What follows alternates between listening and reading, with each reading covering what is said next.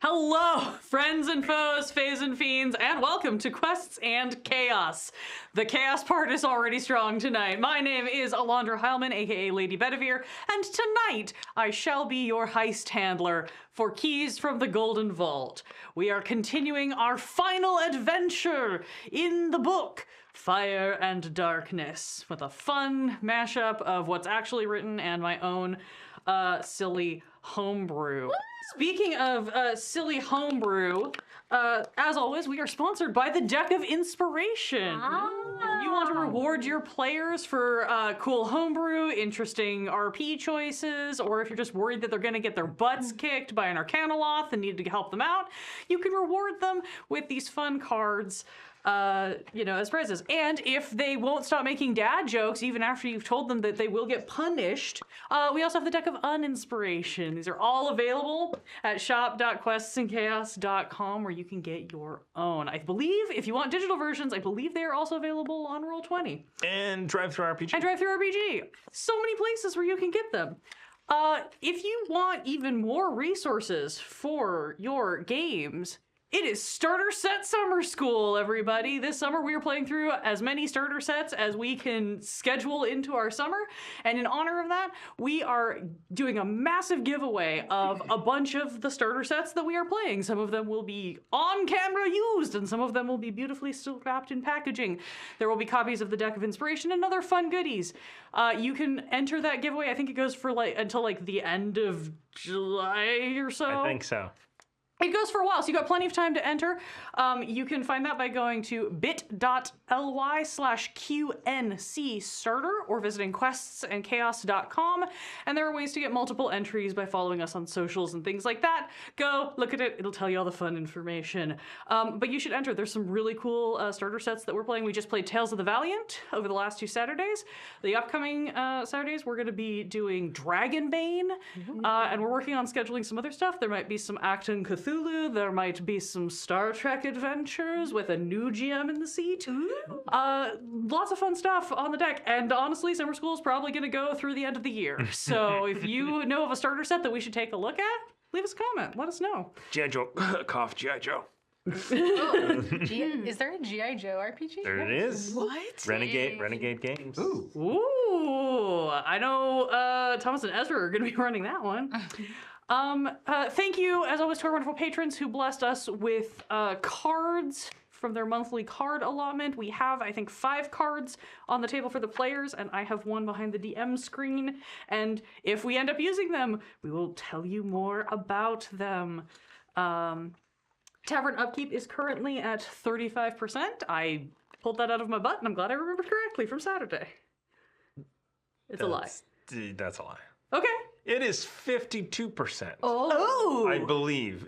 You know what? It says on the screen. You out there can actually see the actual live Whatever it data. says down in the corner below, Grant, should theoretically be At correct. least 50. It's at least 50. That said, if we can get that number up to 100 by the end of the month, I will pull an Ezra and I will go into my closet of games and pull out something random to give away to a viewer or a member of the Discord. I think Ezra often does his at random intervals as well, but you'll have to wait until he's in the GM seat for that. And now that all of the business, I believe, is out of the way, a little recap. A very scattered little recap. Last week, the party returned from their Feywild jaunt with a lot of treasure and a lot of questions.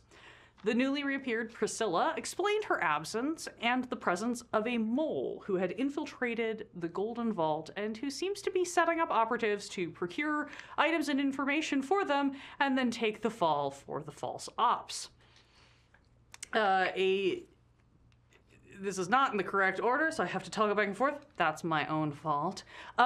Stuart rejoined the group and shared some rumors from his watch contacts about an underground contract that every criminal faction in the area seems to be trying to get a hold of.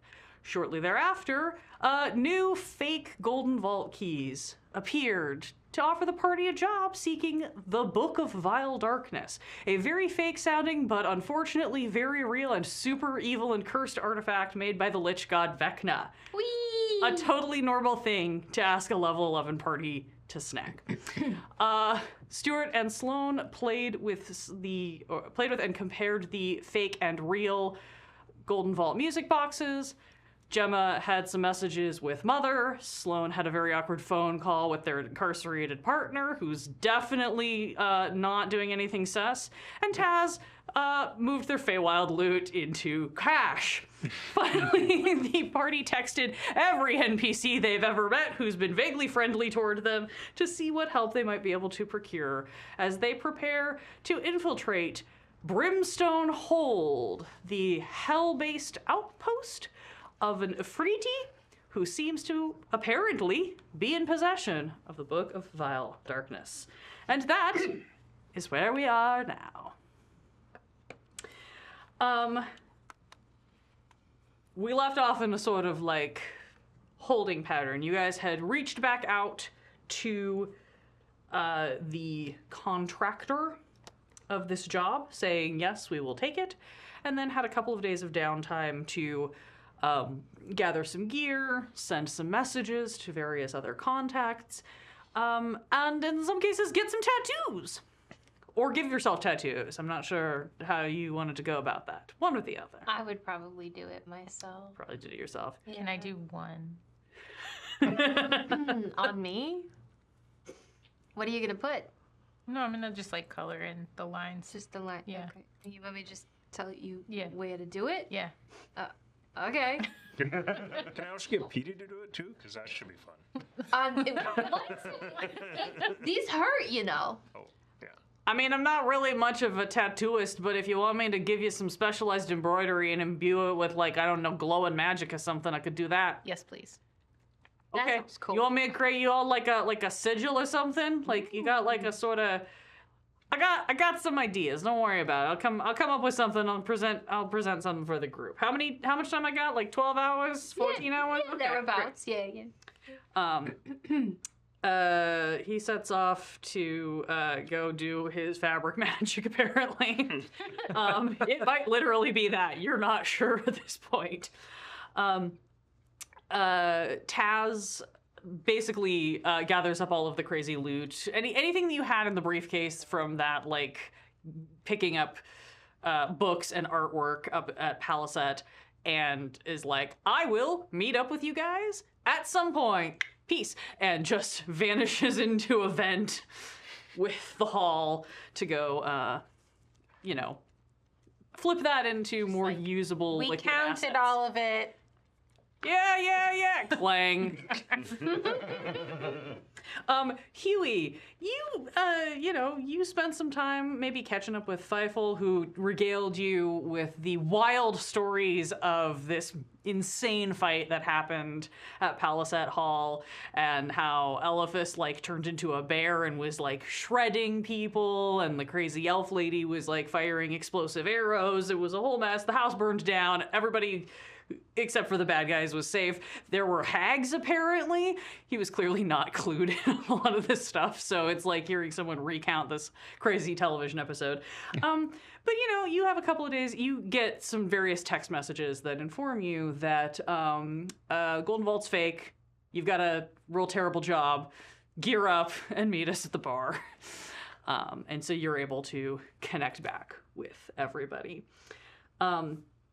Eventually, after a little bit of time, a map is delivered to whatever you have assigned as your drop point. It doesn't particularly matter what you have assigned, but there is a map. I should have printed 3 copies so I could put one for the camera and hand out, but I will let you guys look at that really quick, and then We could put one in the center for the camera too. Yeah, we can just throw one there, but give yourselves a moment to take a look at it. This map appears. There's a note written on the back in a beautiful cursive script that says, "This is as detailed a map as I could find. The book's location is marked with an X. Please hurry, as Vrakir could move it at any time. I fear the chaos and destruction he will unleash once he has fully embraced the book's powers. I will have more information for you when you arrive."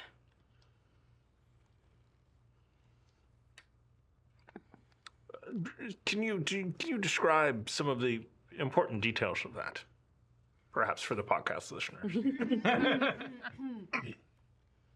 Okay, so it looks like we got a guy, mountain guy, a guy in the mountain, and coming out of his mouth is like some sort of substance.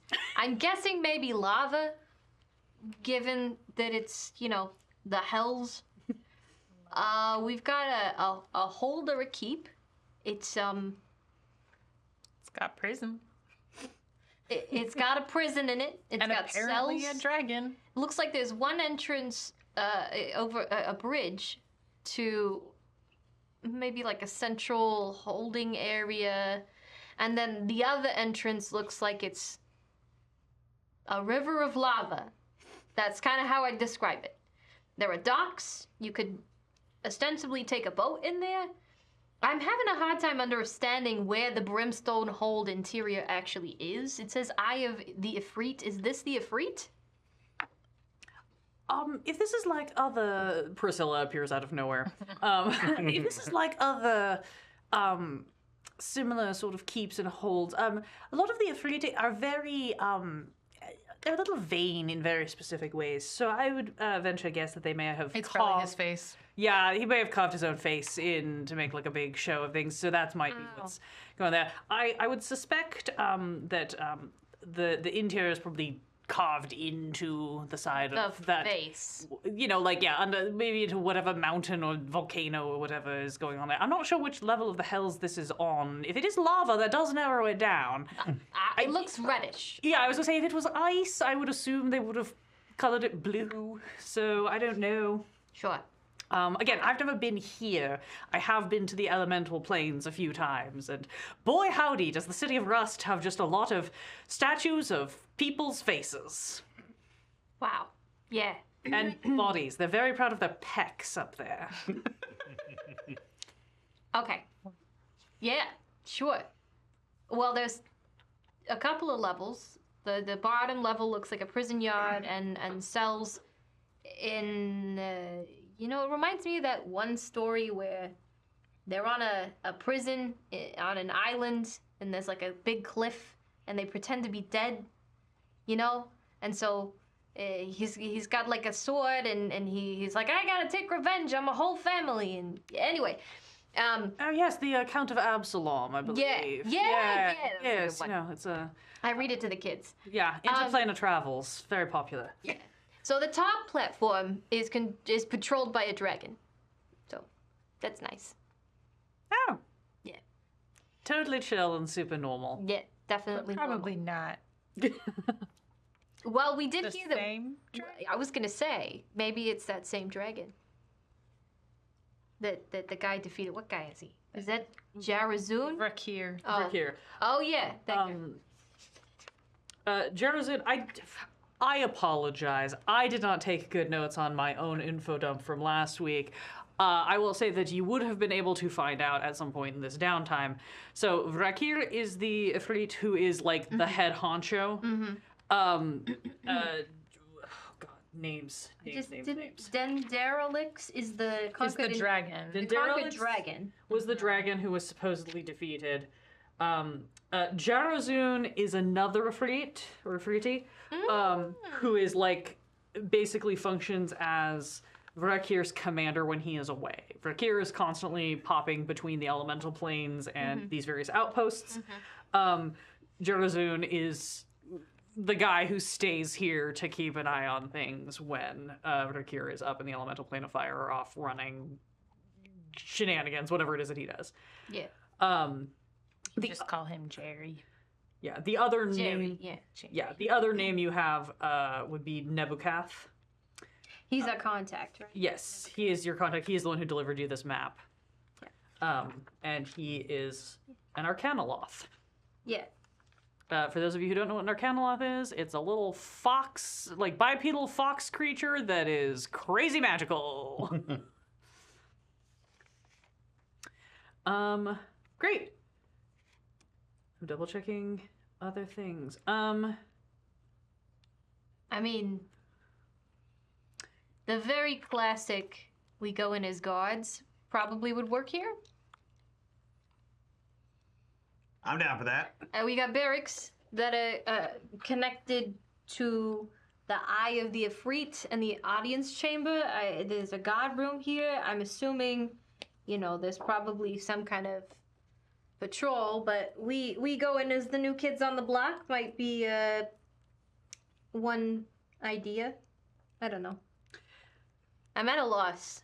This doesn't seem like our bag. I mean, supposedly we should reach out to the Arcanoloth, right? Who provided us this map. Sounds like he might have more information. He might just be waiting for you to get into the hells before he can deliver it.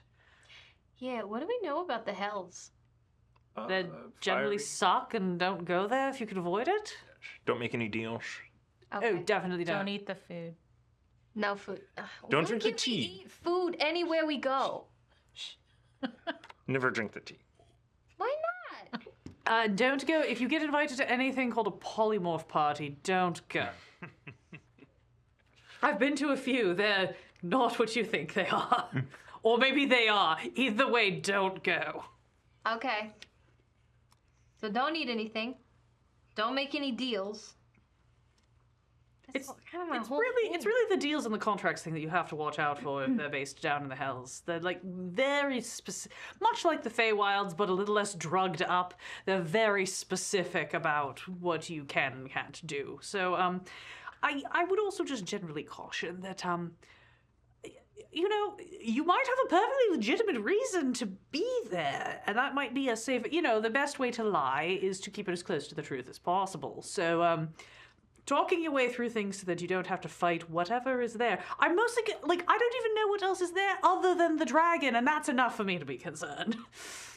And I imagine if there's a prison, there's a lot of other things there that are usually adjacent to a prison.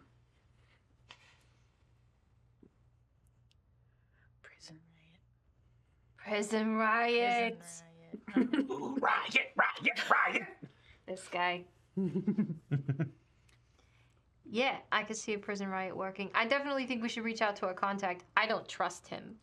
That's my thing. Oh, definitely don't no. trust him. No. I mean, but we don't. I Based on everything Stuart said 2 days ago, don't trust him. don't trust anybody. Okay. Yeah, don't trust anybody, I think is probably the name of the game at this point, unfortunately. Yeah. I recognize the irony of being the one who says that. I can help you with more subtle transport to the hells to get within vicinity. Maybe it'll be easier for you to make contact and canvass once you're there. But if there's anyone else you want to talk to or anything we should investigate or look up before you leave, I can also try to help with that.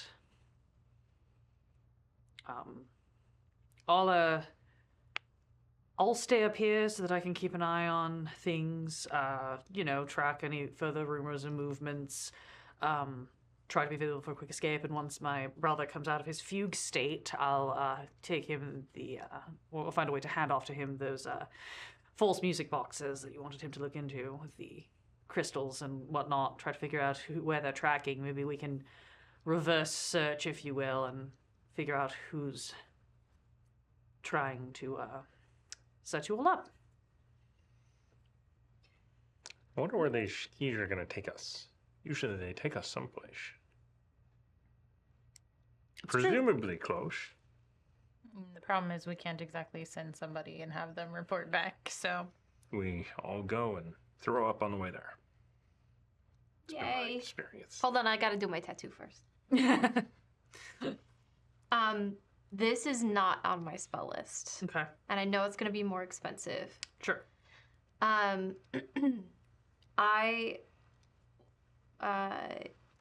Sloan sketches out a little bit of a design and then gets out a mirror, lifts their chin up, and starts to tattoo their throat with just these elaborate Art Nouveau dwarven runes. And I would like to, if possible, I would like to tattoo tongues. Oh. What levels? It's a 3rd level spell. Okay. Yeah, that's not like a crazy uncommon. Like you would be able to source the correct runes for that, I would say. Okay. So that is fine. So they've just got this like massive now kind of collar like tattoo that goes from their chin all the way down and connects to a chest tattoo that they have. Nice. Just let me know how much I need to pay for that. I have to. I think when it was a spell that I knew, I wrote it down. I think it was 500 GP. I think this is gonna bump it to 1,000 because it's locating the runes. You know, here's the deal. It's not gonna be. It's gonna be 700 because you've got a girlfriend who knows a bunch of runic dwarven spells and has a bunch of tattoos that you could hit up who can hook you up with the scroll. Oh my god, adorable. I love it. Thanks, babe. Look, if you're gonna date an insanely dangerous prisoner, I might as well give you some benefit from it. We've kept this up the entire game. Thank you. Gemma, stop rolling initiative. He started it. I was just the third one. He did it. I went He to- did it, and then I did it. I went too method and did something stupid. Sloan is tattooing this on their throat while Gemma and Huey are like Rochambeauing for who's gonna punch prisoner 13 nuts. Doesn't have any nuts, guys. That's not the point. Okay. Okay, Gemma, you can fill in this spot right here. Yes. Just a little gentler. Gemma learns how to tattoo a stick and poke. It's great. Would you guys like to use the trigger in your keys to travel to that drop-off point, or would you like to kind of using best guess triangulation of what you have from the map and your research and stuff, have Priscilla transport you there instead? I would prefer to follow the fake key. I just worry that we're going into an ambush. Yeah, like they might kind of be waiting for us to do that. Like, oh, they don't know what they're I doing. disguised myself as Chaz. Gemma becomes Taz. I will say I understand your reticence. I will say that I don't know why they would ask you to procure this incredibly difficult to obtain item Yeah, for which them will and come then after. ambush you. That seems counterintuitive to their goals. Yeah, I know. I'm just paranoid. It's fine. Oh no, I mean paranoia is probably going to keep you alive. Do you have anything that might help brush, any like extra tethers that follow us off once we get there? Oh, making sure no one is tracking you, or making sure you can get back. The tracking end of thing. Something non-detectionable. Yes, I could do a non-detection on all of you if you'd like. Oh, yeah. That'd be great. Oh, good. Save my magic. Yes, I could provide you with the non-detection before you utilize the key. I would also recommend that in a pinch, if you need it, you might want to take one of these. And she's going to reach into like one of her little like pouches on her belt and pull out something. It looks like a little pouch of like shimmering dust. This is a little bit unorthodox, and I'm not really supposed to share this, but I don't think he's going to mind. This is stardust. I wouldn't use it unless you're absolutely in dire circumstances, but if you do, it will give you a one-off possible way of summoning Hyacinth. Oh. Probably as like a last-minute extraction sort of situation, because I'm not sure where he is, and it's very This is what it's one of those like statistical situational sorts of things. Like in a strategy game when you have to roll dice, and there's like a Right. very limited percentage chance that something happens. It's a little bit like that. Sloane's eyes glaze over, thinking of their gambling days. Yeah. So don't smoke it. Or I've done a lot of drugs in the Feywilds in my career. I've never tried this, so up to you. But maybe wait until you're out of danger, just in case it like Of course. transports your consciousness into the astral plane permanently. Jama, Don't worry. don't smoke it. I'm not gonna smoke it. What? We were just talking about Until not we're eating back. things, and now Jum's talking about smoking stardust. That's All right. different. It is, you are correct. It is in fact different. Let me know when we're about to do this, because I want to do a detect magic before we go, so that it's presumably I don't Yeah. throw it all away when needing a transport, but I No, want to. but you want to like pop it on right Like the before scanning you. machine. Yeah. The airport where you're like, all right, Stuart. Unless there's anything else that you guys need to do or anyone you need to talk to the material plane, I think you're good to just go. All right, 10 minutes. You sneak into the back room of whichever bar you happen to be at. You get your keys ready. Priscilla is going to cast non-detection on all of you. It's the four of you, and somehow, like, Sloan, you reach, you're like checking your pockets. You realize your wallet's not in your pocket. You kind of continue it, and then you look over and you see sitting on the corner of the table is your wallet with a note, like a Post-it note stuck to it that says, "Don't worry, I'll meet you later." Bracelet check. Like, I put the note in my wallet, put my wallet back in my pants, then take it out, then put it in my jacket pocket, Secret jacket pocket. secret jacket pocket. Great. Close. You spend 10 minutes casting your detect magic while Priscilla is getting this non-detection finished up. You receive 2 coins. We have 500 bits from Duke Fleeg and 500 bits from Christy. Oh, thank you. You know, definitely not going to need those rerolls or anything, I promise. No, what are you talking about? And you all pull out your keys and kind of, hold them, pop the button, whatever it is. You're never quite sure how these things exactly activate, but there's just something about them that knows when you're ready. And there is a whoosh and a swirl, and you find yourselves standing or possibly doubling over on the lava-cracked plains of the edge of a lake of lava. Con checks! No! I wasted a nat 20 for this. Oh no. Oh, man. 16. Oh, that's... Squeezy but fine. That did not go well. I'm gonna use this already. No, this is a non-consequence. This is just only whether or not you barf. This is a non-consequence. Sorry, I thought we were like getting burned. Okay, No, this is whether you throw up after the teleport. This is just a dumb thing. Oh, right. I have a good save. 14. Yeah, you're queasy but fine. 15. Queasy but fine.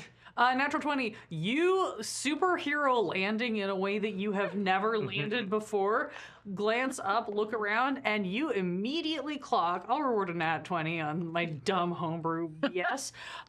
You immediately clock. Yes, you're on like the charred plains. There's a big old keep right up there with a giant That's his face carved into it, like lava pouring out its mouth. You're like, oh, that's a volcano. The thing that you see because of this angle, and to reward the nat 20, is that you see above where that face is carved, there is like a fissure that looks like it has kind of been like smoothed at the edges in a way where it's like it kind of blends in with the natural landscape, but you're like, nah, that's got that kind of look of where, like if you put your hands up on the side of a cave enough times so it's kind of smooth.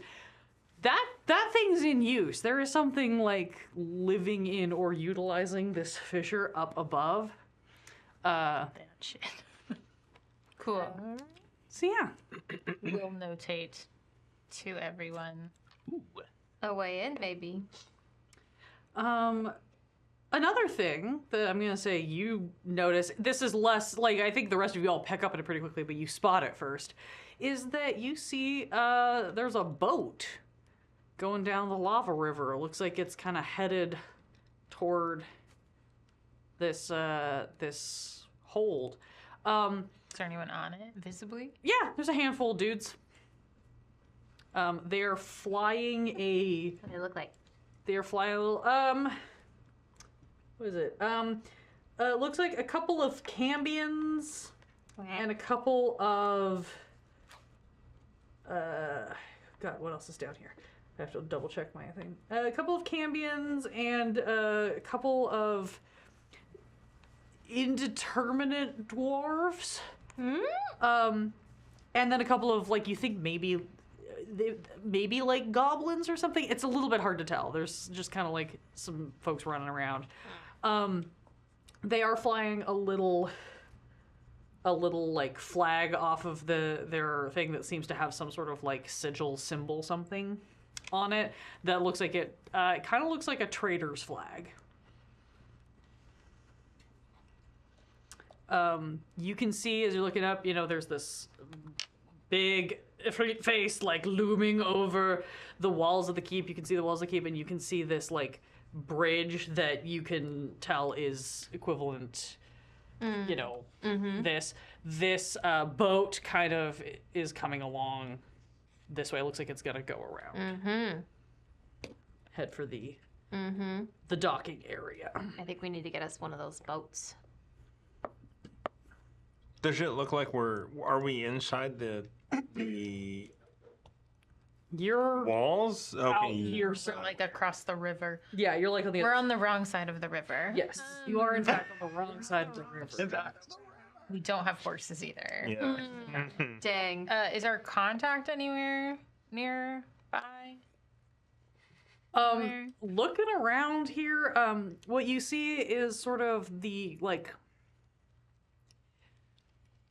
You have landed essentially on the riverbank, and as you look around, you see kind of near you, behind you, whatever is what looks like the hellish lava island equivalent of some little like village situation. There seem to be some sort of like little dwellings.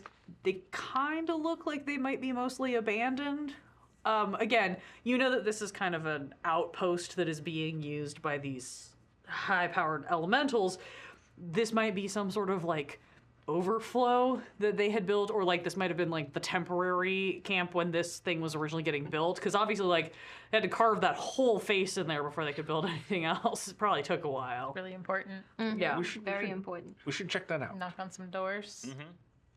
Or yes. Rise and shine, we're all in hell. Is it bright?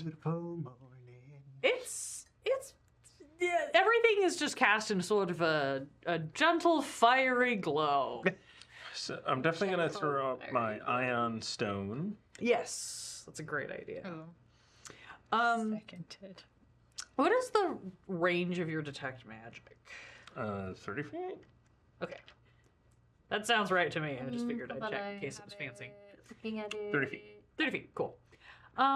Cool. Nothing like the spot where you landed. The immediate like flavor of magic that you're getting is just the like residual of the teleportation spell.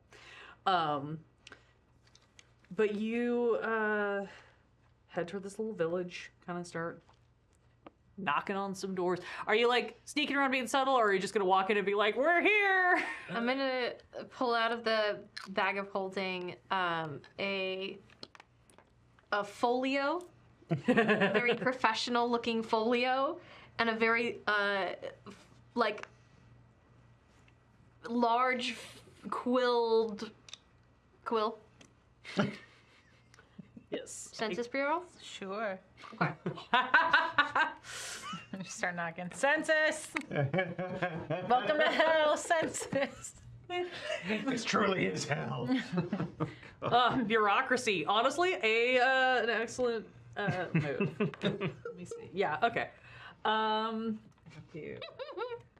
Oh wait, you look like Taz. No, I can look like that. Should we look like something more demony, or are we okay? Devil. Devilly. Sorry. I mean, do you have the ability to do all of us? No, Okay. unfortunately. I can do myself. Yeah, same. I can also do myself. Huey? Huey, I mean, I got minor illusion. I don't know how good that's gonna be. Huey's so charismatic. It's Just fine. Here we looks like a Thank- devil already. The handsome devil. He's a handsome devil. Yes, that's true. So kind. What kind of devil are you? Handsome devil. You grab some hair gel and just like twist Yeah. it. Two little points, like maybe you're a tiefling and you've got some horns under there. Yeah, I'm gonna disguise self as a tiefling. Oh. Basically me, but tiefling. Yeah, you just give yourself some horns and a little like hint of a tail. All right. I'm gonna be me, but I'm gonna be like bland me. The forgettable version of you know? yeah. Wonderful. The census worker version of me. Beautiful. Yeah. I'm gonna get my We're using disguise. spell slots, huh? You don't I have have to. it at will. So far, you're walking through a possibly completely empty village. Pretend. Oh, well. It's an hour. And also we're in the hells and know people's names, so I would like to not be me right now. Yeah. Valid. I'm gonna be me. Since I was in disguise when I knew the names. Careful with the tiefling. That's a good one. Because I heard about somebody who was once disguised as a tiefling, but somebody with like detect evil and good figured out that they're not a tiefling because they didn't like flare up like a tiefling. Should Wait, I... are you saying that I'm good? Or are you saying that I'm evil? No, it's like a detect the celestial. Oh. Does that work if you're morally gray? Like, About to find are out. creatures really evil? They just flare Or up as good. the type. I don't know. I didn't make the rules. It's a shit system. Yeah. You guys make your way into this possibly abandoned village and start knocking, calling out. Census Bureau. Before we Yes. do that, Okay. who would like a little enhanceability? What ability? Shalom. Okay. Yeah, I'm assuming we're just gonna want charisma for all of this. Okay, sure. Yeah, I'm not the most charismatic person. Okay, then caw. You job. lick some slick eagle riffs on your axe, and everybody gets eagle splendor. Feels very charismatic, even more. Ironically, you feel more charismatic than normal, but you look less charismatic. Yeah. It's great. For the next hour. Um, I also summon my little buddy Gareth. yeah, you summon Gareth.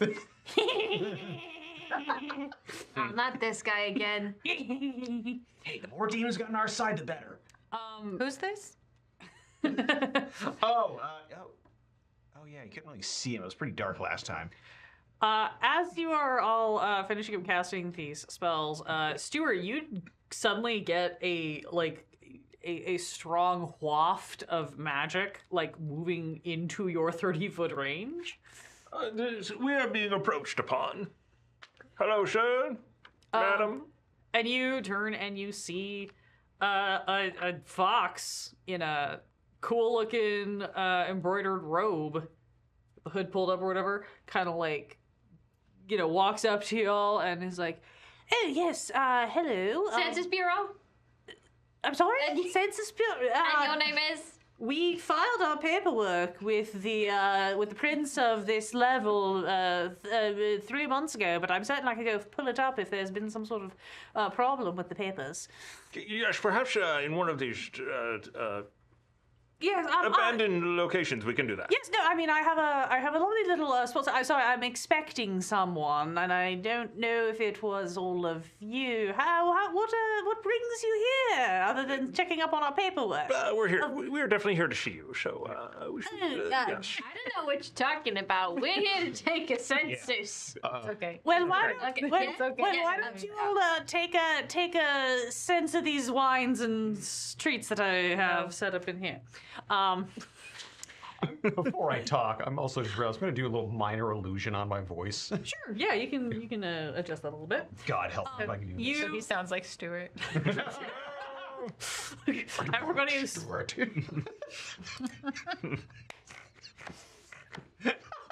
not my real boy father. No. Oh, okay. I'm glad I don't have to do a corpse voice for this one. You are ushered into one of these buildings by this this figure who, once he gets inside, pushes his hood off. This is a bipedal fox-looking creature, furry ears, has a little like pince nez perched on his snout, and has this like very elegant robe, kind of like ushers you all in, closes the door. It's like, excellent, welcome. I suppose that you're probably all here about the Big Bad Evil Book. Yes, that. Very good, very good. Wonderful. I am Nebukath. I am the administrator of the hold. I handle a lot of the, day-to-day, spreadsheets, paperwork, that sort of thing that our fine and wonderful lords really shouldn't be wasting their time with when they can be out, conquering and pillaging and all that sort of thing, as it were. I would certainly like to assist you. I would just personally really love to not have that book in the possession of Vrakia anymore. It just seems like a really bad idea. Having a bloodthirsty, power-hungry general that can summon armies of, made of fire, and then giving him an incredibly cursed evil book that he can use to do devious things with. Just it feels like a bad combination. Am I right? Yes, absolutely. Mm-hmm. Yes. Excellent. Well, And pours you a glass of water next to your wine. out of curiosity, so I mean, you've definitely summoned the right folks for this. But I am curious how you went about finding us.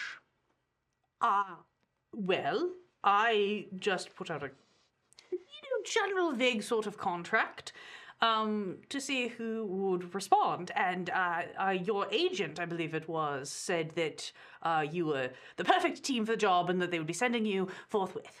Actually, we have a couple of agents. Would you happen to remember the name of the agent? Oh, golly, no. I'd have to go look it up in my paperwork. They seemed very official from some sort of... Well, I mean, everybody was very official, these different organizations. A lot of competition. We offered a grand reward, of course. That's the best way to get competitive rates on everything. Can I tell if he's lying? Would you like to do an insight check? Insight check. I rolled an insight on the DM to be like, oh, I'll have to look that up later. 7.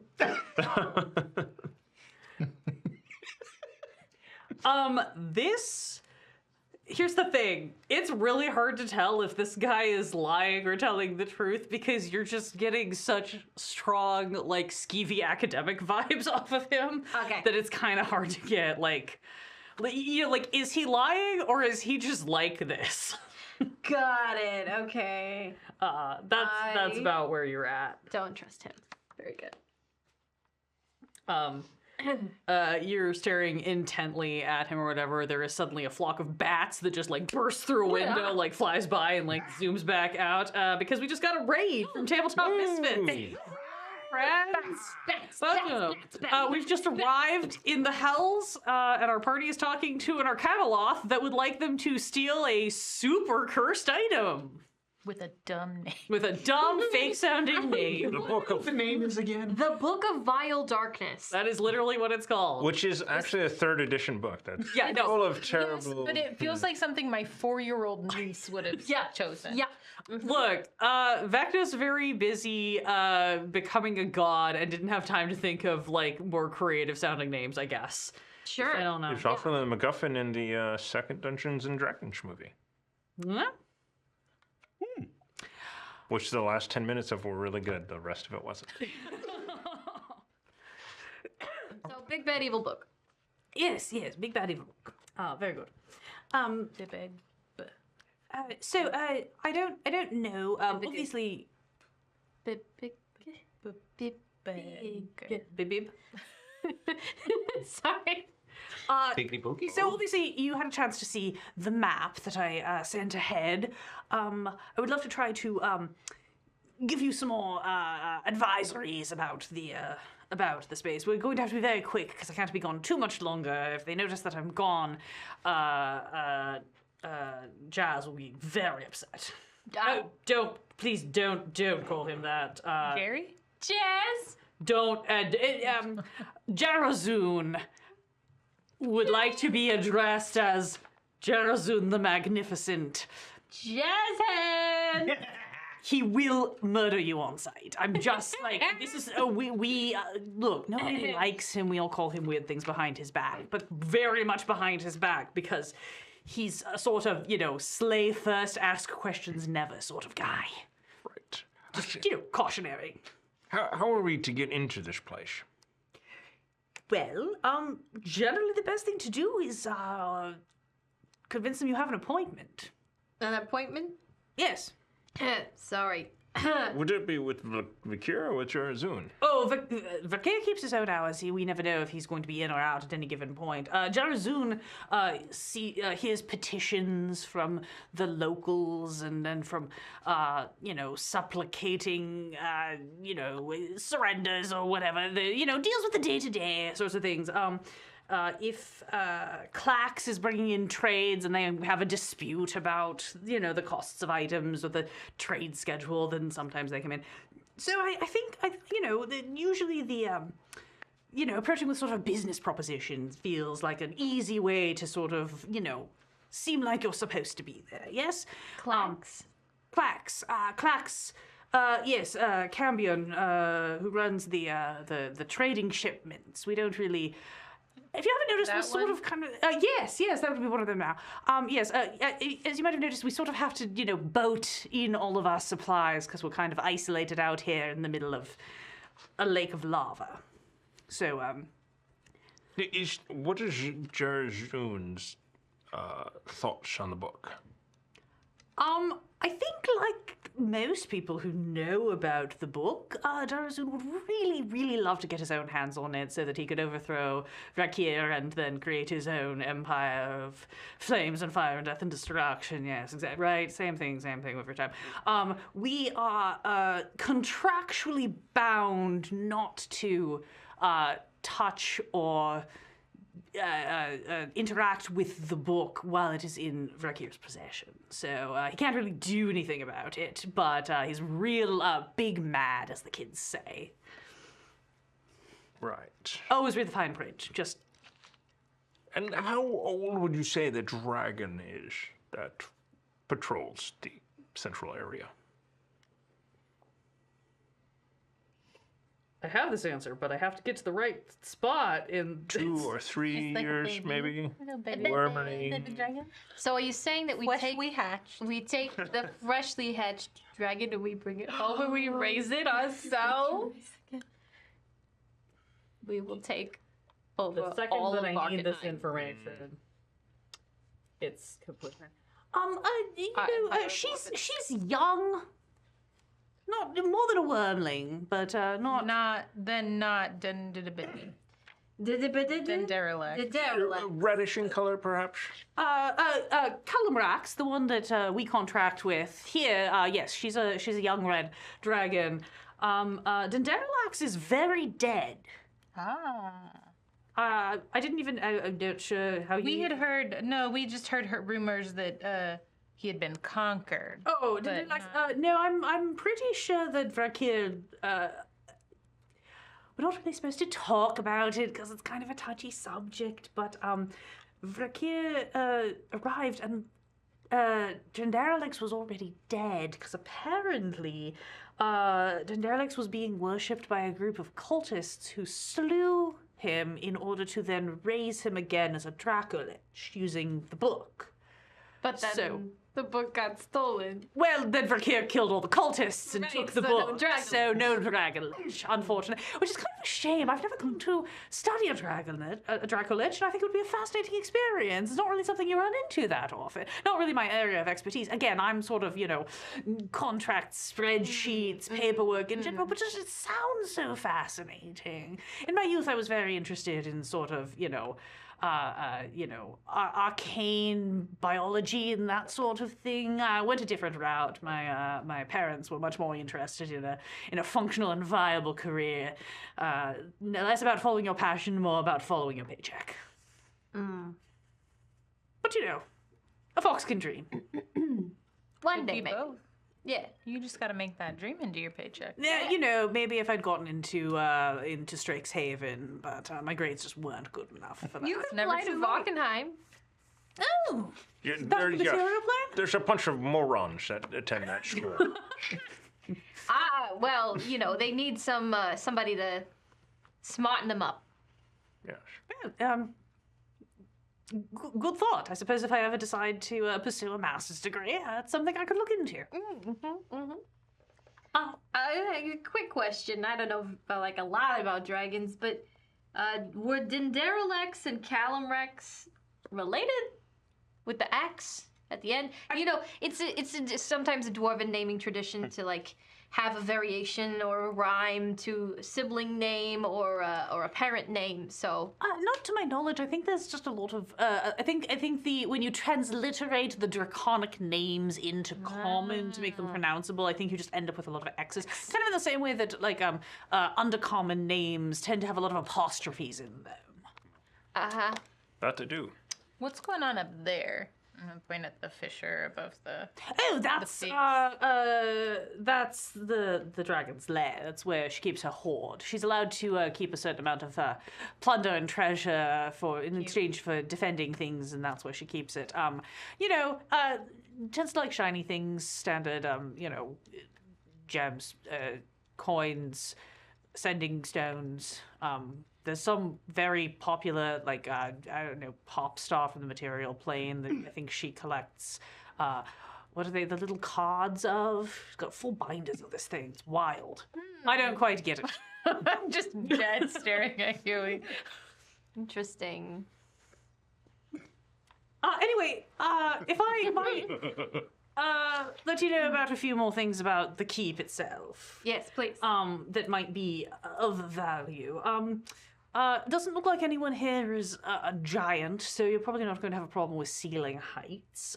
So that's a good note. And everyone seems to be doing fine as far as vision goes. Obviously, inside there are sections that can get quite dark if you're, sneaking around. But hopefully you won't have to do that, because we can just come up with a reason for you to be visiting, and it'll be fine.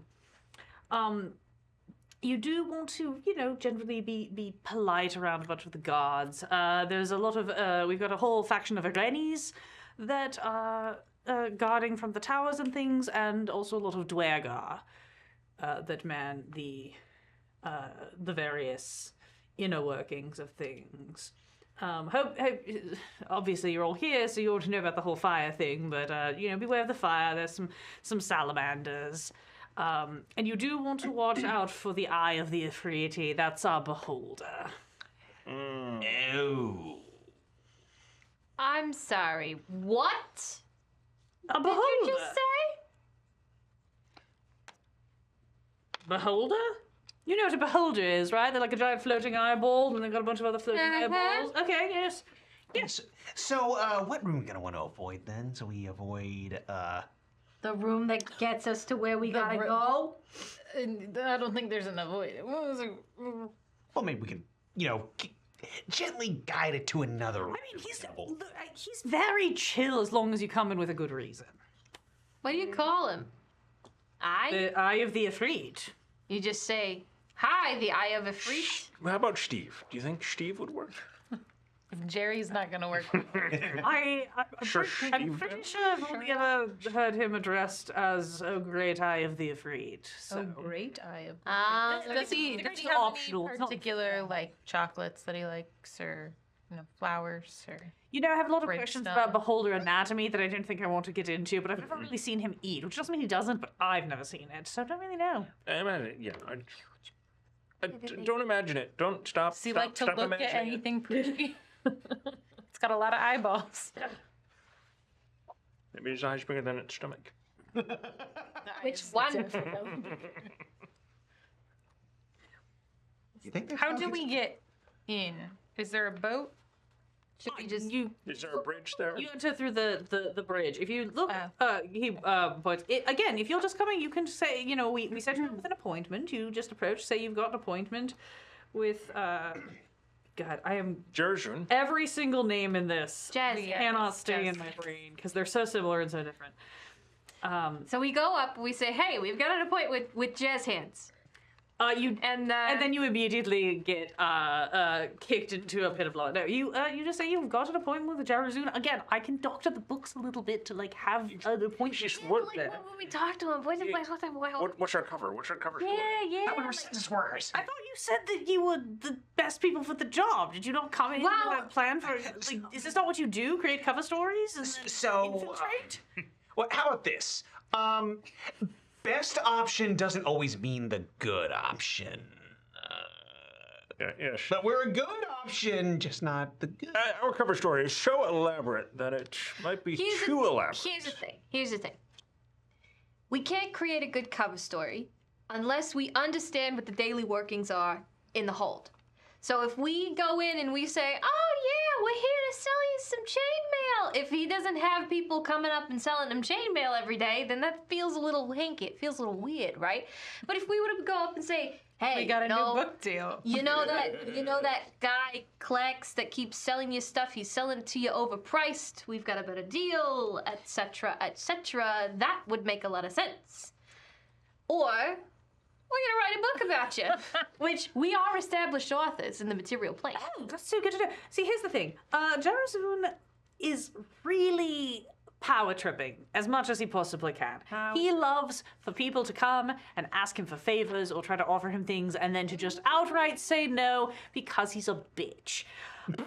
However, if you appeal to his ego, I think you could probably get somewhere. The book angle's not actually that bad. Telling him you've heard of his exploits and you want to interview him for some publication or write a biography on him, especially if you can kind of frame it in such a way that you're far more interested in him and less about Rakir. More than I'll bat my yes, eyelash. incidental that he works for Rakir, but Those eyelashes are dangerous.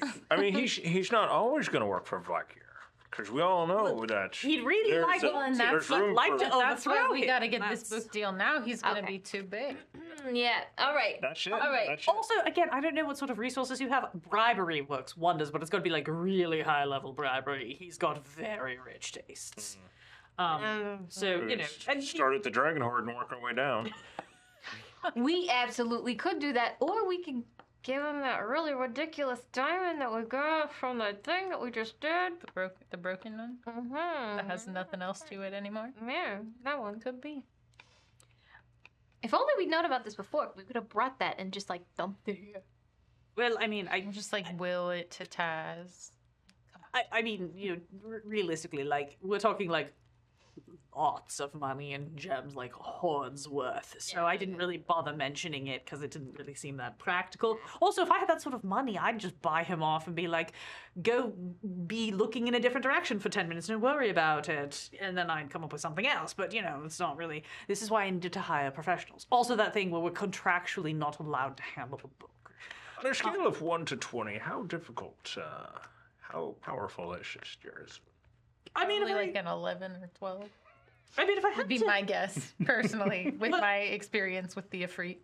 yeah, I mean, if I had to frame it, I would say that he could probably crush you all very quickly in a solo fight. Yeah, But he also is surrounded by gods. So just,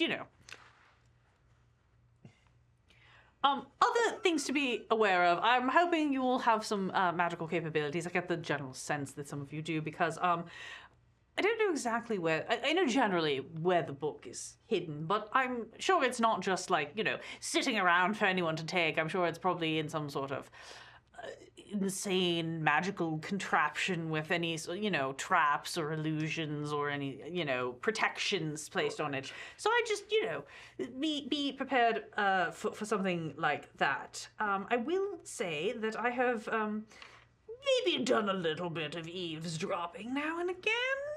Like anyone does when they get bored with their job. And I have heard Rakir talking to himself sometimes when he's in the chamber. He really, really likes to chant his personal motto, which is Atka Ignari. And you see, as he says, and he points, and you look out, and you can now see actually. There is a giant banner that is hanging like over the bridge, like over the portcullis as the entryway, that is like inscribed with Atka Ignari and then all of these crazy like flame motifs and things, whatever. What language is that? That would be Ignan. And what would this translate to from Ign to common? I just asked the hard question, didn't I? I just had to jump to a different spot. Gotcha. Thing. No. I like it's in here. It's the layout. Atka Ignari. It's Ignan. It means all shall burn. Wow, what a delightful little fellow. Oh yes, he's lovely when he's not directing his massive amounts of fire damage directly at your face. Yeah. Great at parties, apparently. I wouldn't know. I've never been to one. A party?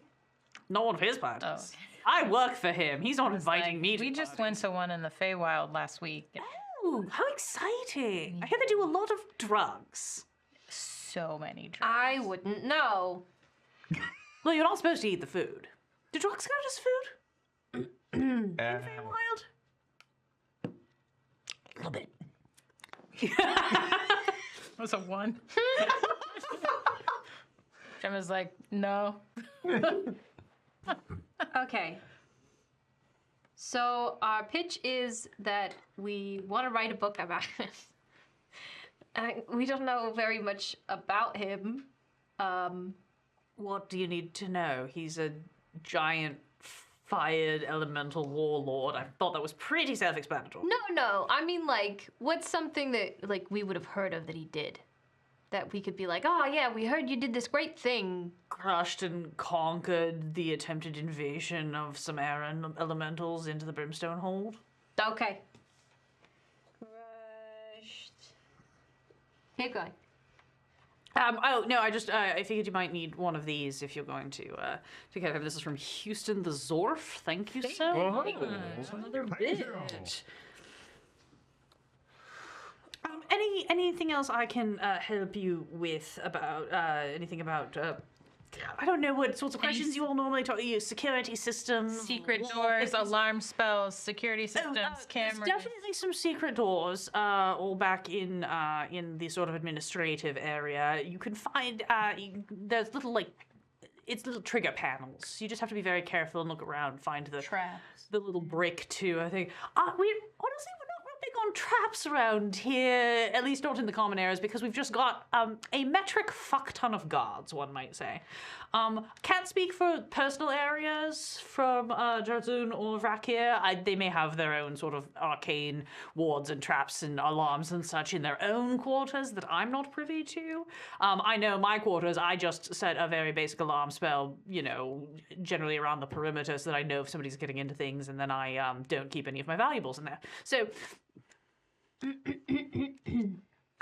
Okay, so I think that we Trying to think if there's anything else we and might know. Vlakir is gone. Is that the correct? As far as I know, here's the thing. While I keep all the paperwork and schedules for everyone in the Keep of Rakir, is his own master, and doesn't really tell us what he's up to. He finds that beneath him to talk to the help. So he could appear at any time. Truthfully, can't tell you that. I can tell you the schedule that the traders come in on. I can sort of give you a sense of the dragon's sort of patrol cycle. But Rakir's sort of a mystery. Bathrooms?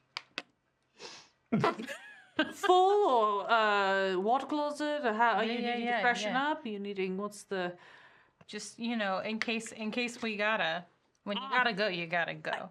There's learned that from there's some privies alongside the barracks, I believe.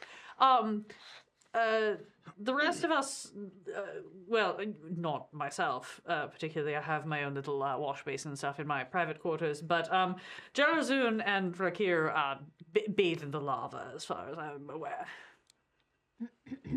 That tracks. Any desire for upheaval on Jarazun's end? Oh, I mean, if you want to get rid of him, that's great. I just would really let me know where I should forward your ashes to if you decide to pursue that. No, I mean, is he planning an upheaval of sorts? He would love to overthrow Vakir. He just kind of contractually can't. It literally is written into his contract, I will not attempt to overthrow my boss. Again, read the fine print, read the terms and conditions before you sign anything, especially around here. The prince of this level, very bureaucratic. Is Vlakir more powerful than Jerzu? Yes. I mean, they're kind of on par with each other, but Vakir definitely has a little bit more oomph. Which level are we on? Phleglathon. I believe that's the 4th? The fire one. That tracks.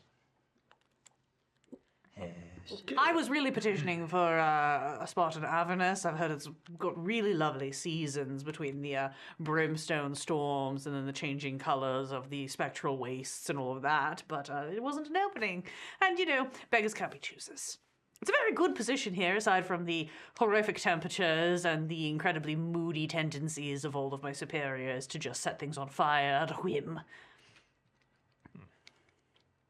I had a question and then I completely forgot what the question was. Ugh, that's Cal. My brain is gone. It's fine. It doesn't help that I'm just going to keep rambling about random aspects of this area. What about the Beholder? Is the Beholder liked? That's what I'm saying. Does he like paintings? Is he like looking at things? He loves looking at things. Does the Beholder feel like he should be in charge? Never really chatted with him that much. He's kind of just there, looming in a corner, staring at you all the time. Kind of a creeper. He just sort of hovers, literally keeps an eye on things. Sometimes literally on things. He just kind of like pops them onto like walls. I don't know. It's a weird. You ever seen like a frog that just like licks its own eyeballs? He's like doing that on the walls. I don't know. It's weird. I don't like it. Wow. All right. This sounds like we're the right people to do this. Is there anything else you can think of that we should know before we go in? What's this prison situation? It's where we keep the prisoners. Why is it so big? Because we have a lot of prisoners. What did the prisoners do to you? Honestly, I'd have to go look at the exact files. General, attempted rebellion, upheaval, saying nasty things about Rakir and Zun somewhere that they could hear them, insulting the dragon's horde and telling her she'll never amount to anything. It could be really anything. What? Who would say that? That's so mean. We've got a guy. He made a bad choice. She's got the whole cranium full. Look, I guess just not everyone's a K-pop fan. Some people need to make that known. Okay. Yeah, I'm tired of trying to remember my question. Okay, we're fine. There's some wine, there's some snacks, maybe, take a moment, have a snack, have a drink, put together a game plan. I'll go doctor some books to get you, get a set appointment time on the records so that the guards will just escort you straight back to the chambers. Maybe hang out here for like a little bit so that I can get their heads. Yes.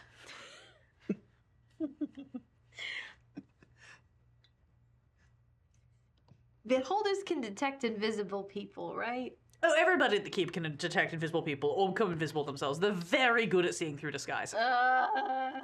Which, by the way, all of y'all's very cute. Not gonna work, but A for effort. Can you, see what I actually look like? Your beautiful dwarven tattoos on your half-elven body? Yes. Fuck. I just dropped disguise. What about me? Your crippling sense of self-doubt that you're masking behind the confidence of someone who used to work in... Was that just me? I'm disguised. Oh! Sorry, my bad. Oh, what about me? Do me! Again, a general concern about wanting to make sure that you have innate value beyond just your entertainment skills. Wow, they're good. I'm gonna go cry. Don't even try. Have you ever thought about becoming a K-pop star? Sorry. How are your dancing skills? Because I know a dragon that'd be a huge fan. You know, if the whole book thing doesn't work out, coming down because you're working for an idol who is very interested in performing a concert here might also be a good angle. Not just saying. Definitely the sort of thing that would stoke his ego if he could say he was the first one to book before Rakir knew about it and could take credit. I'm just pitching out ideas here. Sounds like it's another time for. Ambrose Belafonte! Although that's not a very K-pop idol name. We gotta find out a new one. Are they all just like mononyms? Everyone's just like, Mike, Sam, Yeah. Clara. Ambel is very good. Anyway, well, I'll leave you Oh, to it. A-M. Another just brief word of warning. With I the don't bell emoji. think any of you are particularly adapted to the heat. I will warn you that if every hour you spend down here, there's the possibility that you're going to start feeling the effects of the exposure. So just, pay attention to the clock, as it were. I did not mean to roll dice. I am sorry. Welcome to my History check. 19! All right, that's it. world. This affected a lot of people. Anyway, I'm going to go doctor the books to put an appointment on the radar to make it seem a little more legit. I'll let you figure out how you want to approach. You can tell the Rennies that are at the front gates that you have an appointment. They'll see it in the books. You can come on through. Maybe I'll be back there doing my administrative duties. Perhaps I can help come up with some crafty way, or if you've come up with a way that you can pass along to me, I can help you with some sort of diversions that you can then, squirm your way into the private quarters and all. Prison riot. That's our first thought. Definitely a distraction. Would gather a lot of attention. We'll put the entire keep on high alert and summon a lot more guards. Make things a little. Maybe that works for you. Some people work better under pressure. I don't judge. How is magical transportation in and out of the keep? That's how I get in and out. It's on a kind of minor scale. we We just don't. gotta get the Here's the book thing: out. we don't really leave. That was why I sent out the contract. I assumed you all got here through your agent had some sort of means of dropping you off and picking you up and all of that, Yeah. or that you had your own, But plane it's- shift or whatever. It's not a no-fly zone. It might be a no-fly zone because the dragon will snap you out of the air. No fly, as in, you can't, it's not a no teleport zone. You can teleport out, you can teleport in. To my knowledge, yes. Okay. Says the DM, Yeah. trying desperately to double check. I do not believe there is anti-magic or anti-teleportation Okay. in and out. We just gotta get our hands on the book. Boink. Get on under there. Oh my gosh. Could we, So, think could we just throw it in the lava? Would it destroy it? It's a magical book, most likely. So lava can't destroy a magical book? I I mean, would it know depends. this. It's a lich. You would know that if it's a super magical curse book, there's a very high likelihood that wouldn't be enough to destroy it. You would also know that the Ifrit bathe in lava, so if you chucked the book in, one of them might be able to just go get it. maybe just give it a very affirming hug. I don't know. It's pure evil. They don't like nice things. Your Even evil fucked it up. Even evil needs a hug. Nebukath is going to head off to set you guys up with an appointment, leave you to take a little bit of extra time to just shore up your plans, or decide that you're not going to take advantage of this if you want to try a different methodology. But while you take a moment, maybe drink some of this wine and eat some of these snacks, or maybe just get them slapped out of your hand by Gemma every time you try. Who's also just on the side, like. Yes. Oh my god. It's really that you just don't want us to eat it. Okay. But while you all do that, we are going to take a quick break. Everybody, please stick around. Chat amongst yourselves in the chat. We will be back very briefly after we use our real restroom that we have here and gather some non-hellish beverages that will not get slapped out of our hands. I gotta check the tank. Hey, there's beer in here. In a bit. Thank you. It's not the most efficient way to keep it cool. I forgot to bring on my brown mole. Oh no! Unleash that into the You do have a coffee thermos of endless cave juice. We do. Cave juice everywhere. I'm getting too much of Sloane's accent because I'm chameleoning and Oh yeah. I can hear it in myself. It's fine. You're so cute. Hi. Hi. How is that for you? How are you doing? You feeling a little receptive? I'm feeling more like, my usual level of I feel like I'm doing a bad job of setting up this for what it is. Not on you guys, just like the way this module is structured and the changes that I am trying to make it make sense. I'm having a hard time with. And because I was not able to like prep as much as I would have liked to, I'm like, it's like it'll always work out because it always does. I'm just feeling like, oh, I could have done this a lot better for you guys, for your guys' sake. You know, tiny cupcakes, right? Oh yes, tiny bunch cakes. But yeah, I think that's the directionist in you. You Yeah, are looking to improve, and I get that. yeah. It's just, and again, it's hard. I'll talk about this a bunch in the After Dark of like this module has a lot of really good stuff in it, but like I came to the realization that I was looking over it beforehand. I was like, oh, how the fuck are you guys supposed to get any of this information before you just die? Like, you know, and so I did a rewrite on the fly of like the order of operations. So.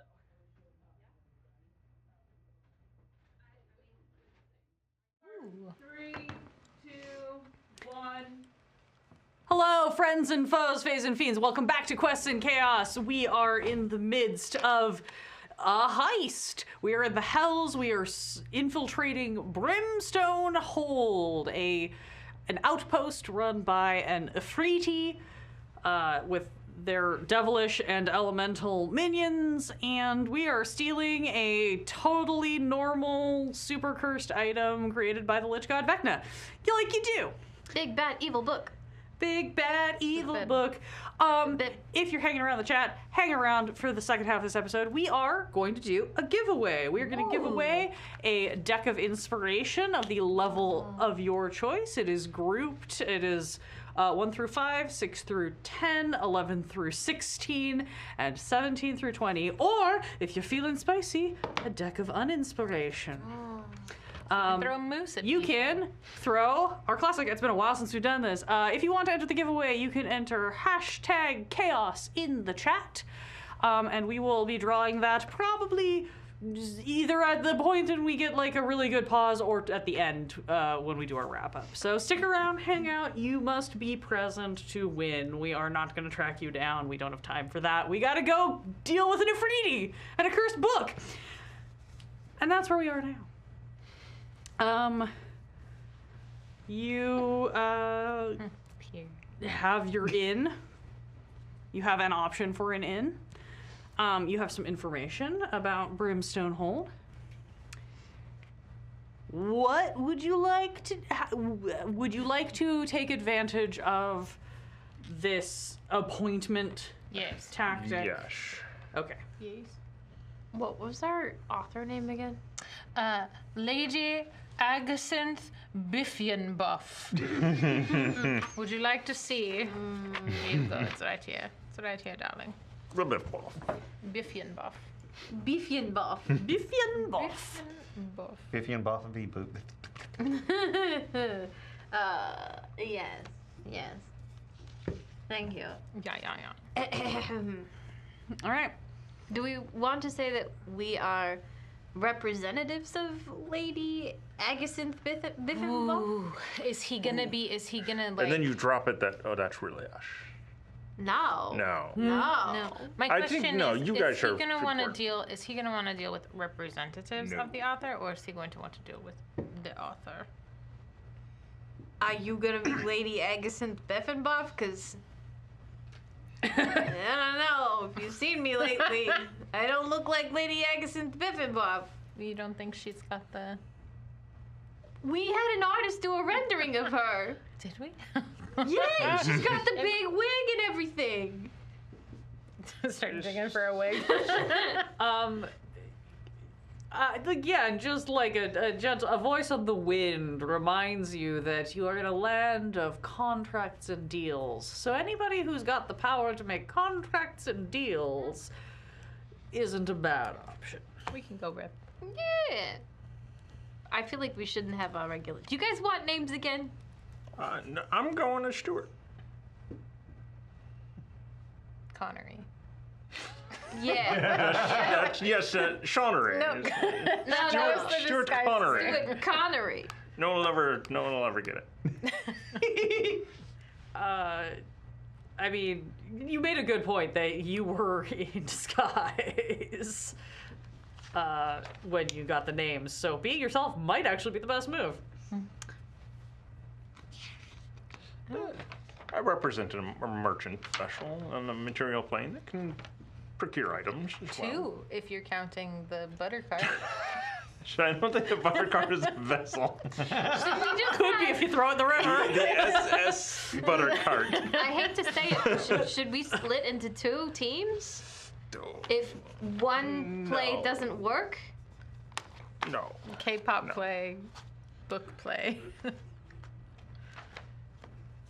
I think the book play is our best option. And then you're the shipping magnate that ships the books. Yes, exactly. Okay. And you are Our inspiration. Hired help. our intern. Our intern. A very well-paid intern. I gotta carry all those books. Yeah. Mm-hmm. Are you good at taking notes? He's our marketing. I Okay. love that. Marketing consultant. Feel personalized. Also, Devin would like you to know that yes, the butter cart is in fact an appropriate vessel. Yeah.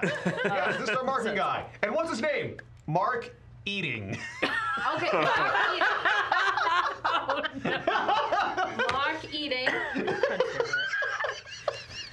Rocks fall, everyone dies. Yeah, okay. Mark Eating. I haven't given out one of these in a while. We're getting an inspiration. We're There gonna you go. fight right now. Stuart is. Wait. The Duchess. A battleship of a woman appears to antagonize the party for 10 minutes. It's Lady Suddenly materializing out of nowhere is the specter of Lady Biffenboff's mother-in-law. Oh my god. Eating or eating? Eating. Eating. Eating. E-A-T-I-N-G. Yeah, it's a very hard D. I did not think that through. Yelling over the top of Lady Biffenboff's mother-in-law.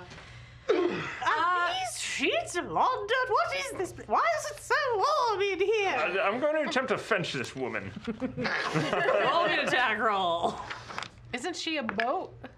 She's a master swordswoman. That is a 21 to hit. Quick question, did you say you were gonna fence her? Yes. Yeah, a Oh, battleship. I really misheard that. No. I don't know. Yeah, she out of nowhere summons a spectral rapier and starts fencing with you. I was thinking a battleship shaped like a woman Yes, and me not like too. a brick house. No, it's the latter. Bertram! So I was about to ask, how are you gonna kiss a boat? With your lips. Everyone go watch The Great Dane Society Season 1 to get your fill of the Duchess. I could probably use my previous identity as a talent acquisition specialist. I forgot what name that was. Thank you very much. Yep, Ace Coil. Pet detective. I mean, I could do Sean Connery. Needed him.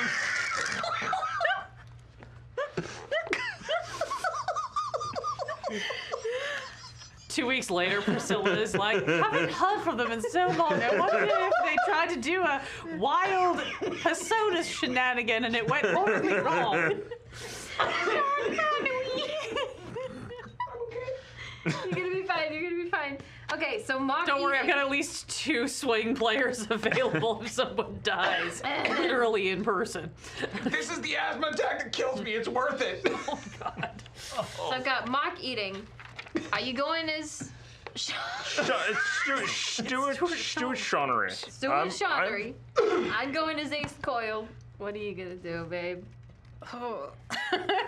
No.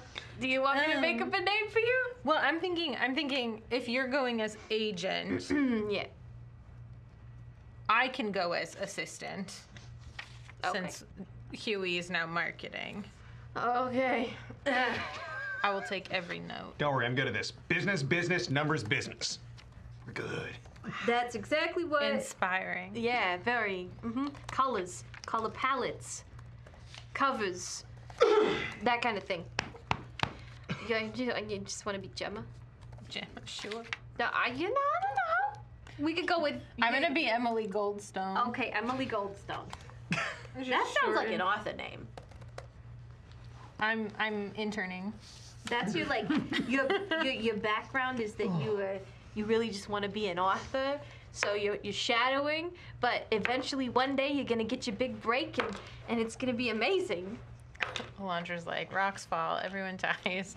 Roll new characters. Okay.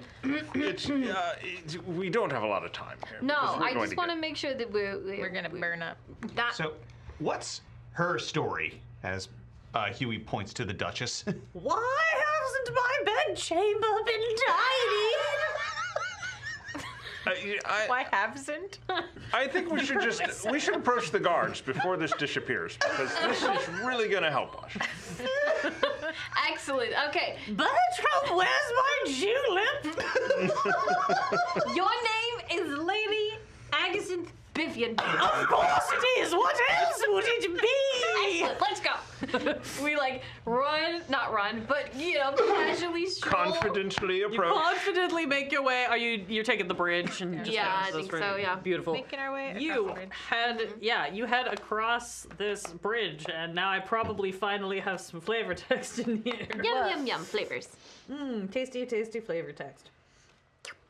A broad stone bridge spans the fiery river. Its arches luridly lit from below. 3-foot-high barriers line the causeway's edges, funneling travelers towards the gatehouse of Rakir's imposing fortress. 2 mighty towers of black stone flank the fortress's iron gate, while a 3rd tower looms behind it. Fiery orange banners hang from the tower's parapets, rippling in the plumes of heat that rise off the river of lava. These are the banners you saw before. They're down. There's a big one over the top that are all And everything. inscripted with Atka Ignari, and have all these fire motifs and crowns and flaming trees, and it would be super metal if it wasn't also very concerning.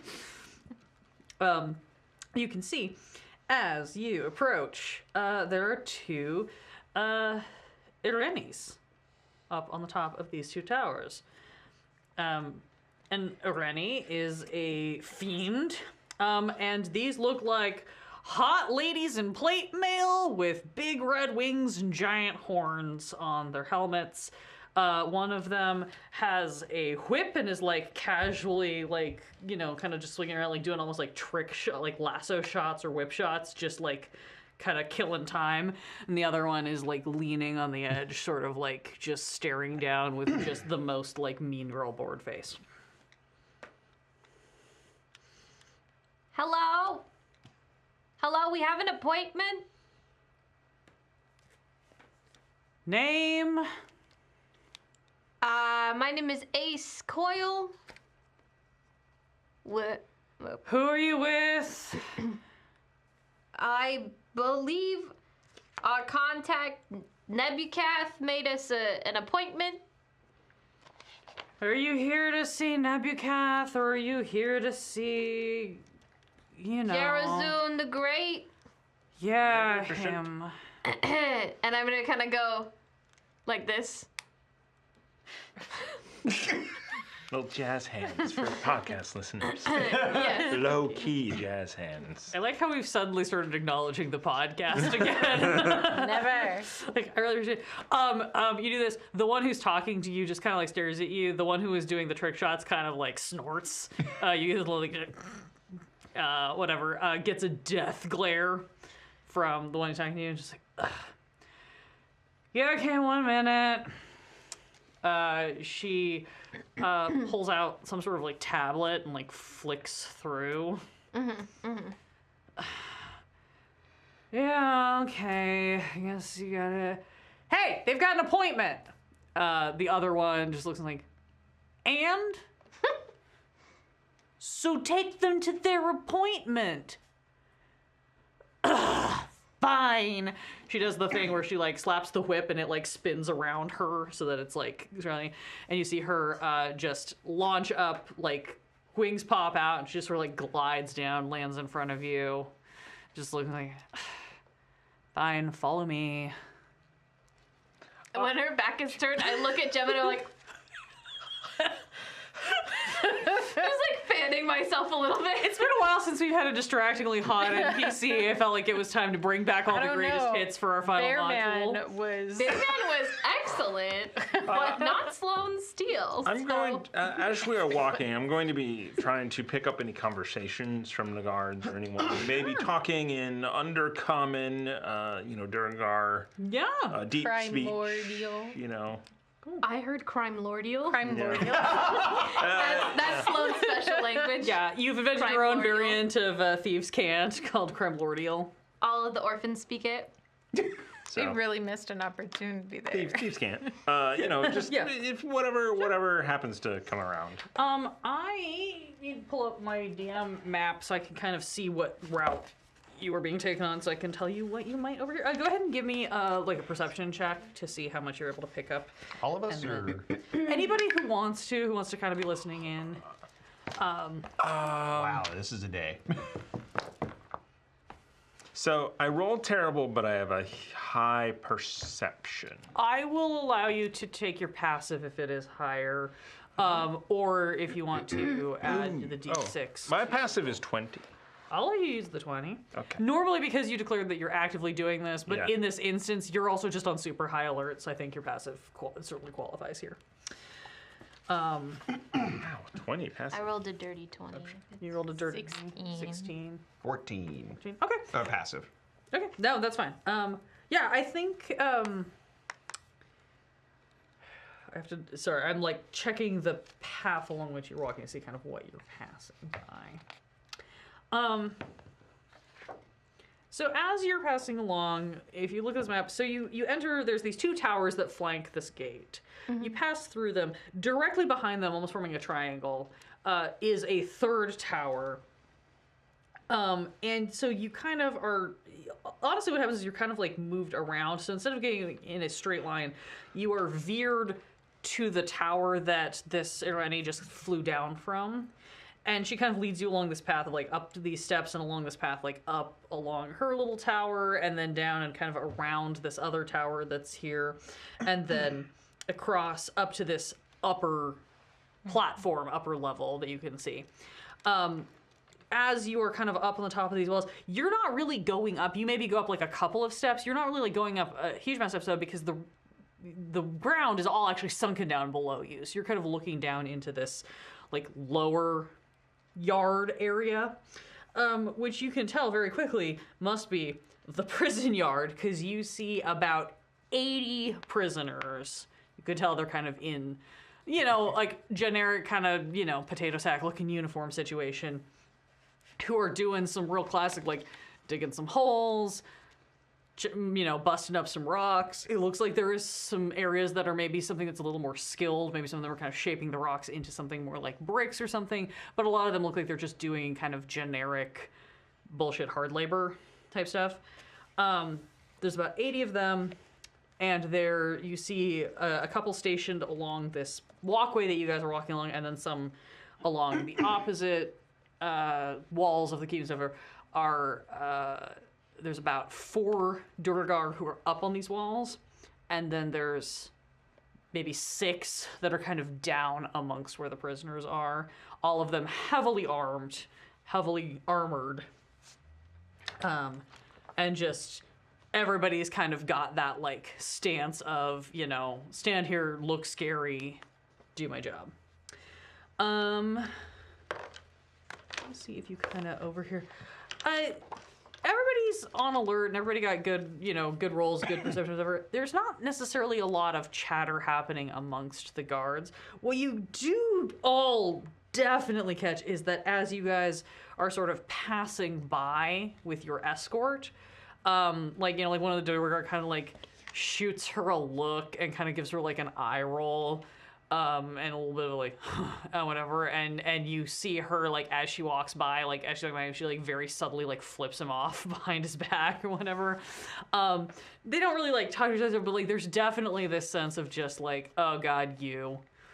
That happens.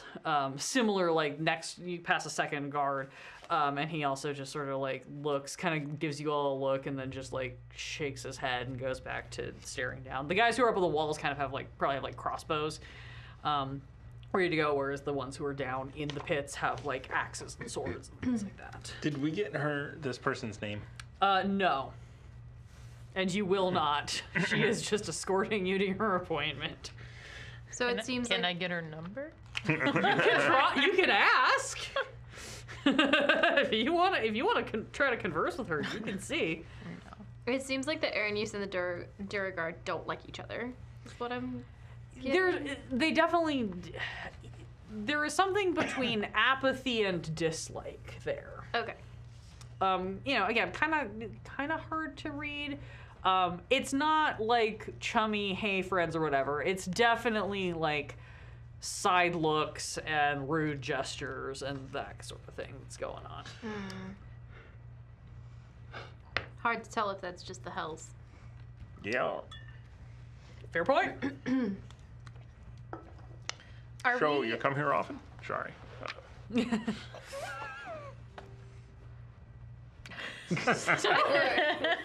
sorry, were you talking to me? No, I was just, no. Yeah, okay. Are we able to see down into the little like docks area, like in this little cove at all as we're walking out? I have to go back to my map. That's the me map. We see the ships. Because I have to figure out exactly which door they take you through. Boop, boop. Oh my god, I read all of this in advance to be prepared for how crazy this thing is, and I absolutely cannot remember where any actual information What I am is. looking for is rival groups. Sure. Yeah. Oh, like if anybody else is trying to infiltrate? Trying to keep an eye out for anybody that looks like they might be from the Power and Plunder. That's my yeah. Steal. Yes. They're That just is- gonna that bomb is real themselves in the smart. hells, I guess. fine by me. Sorry, great, okay.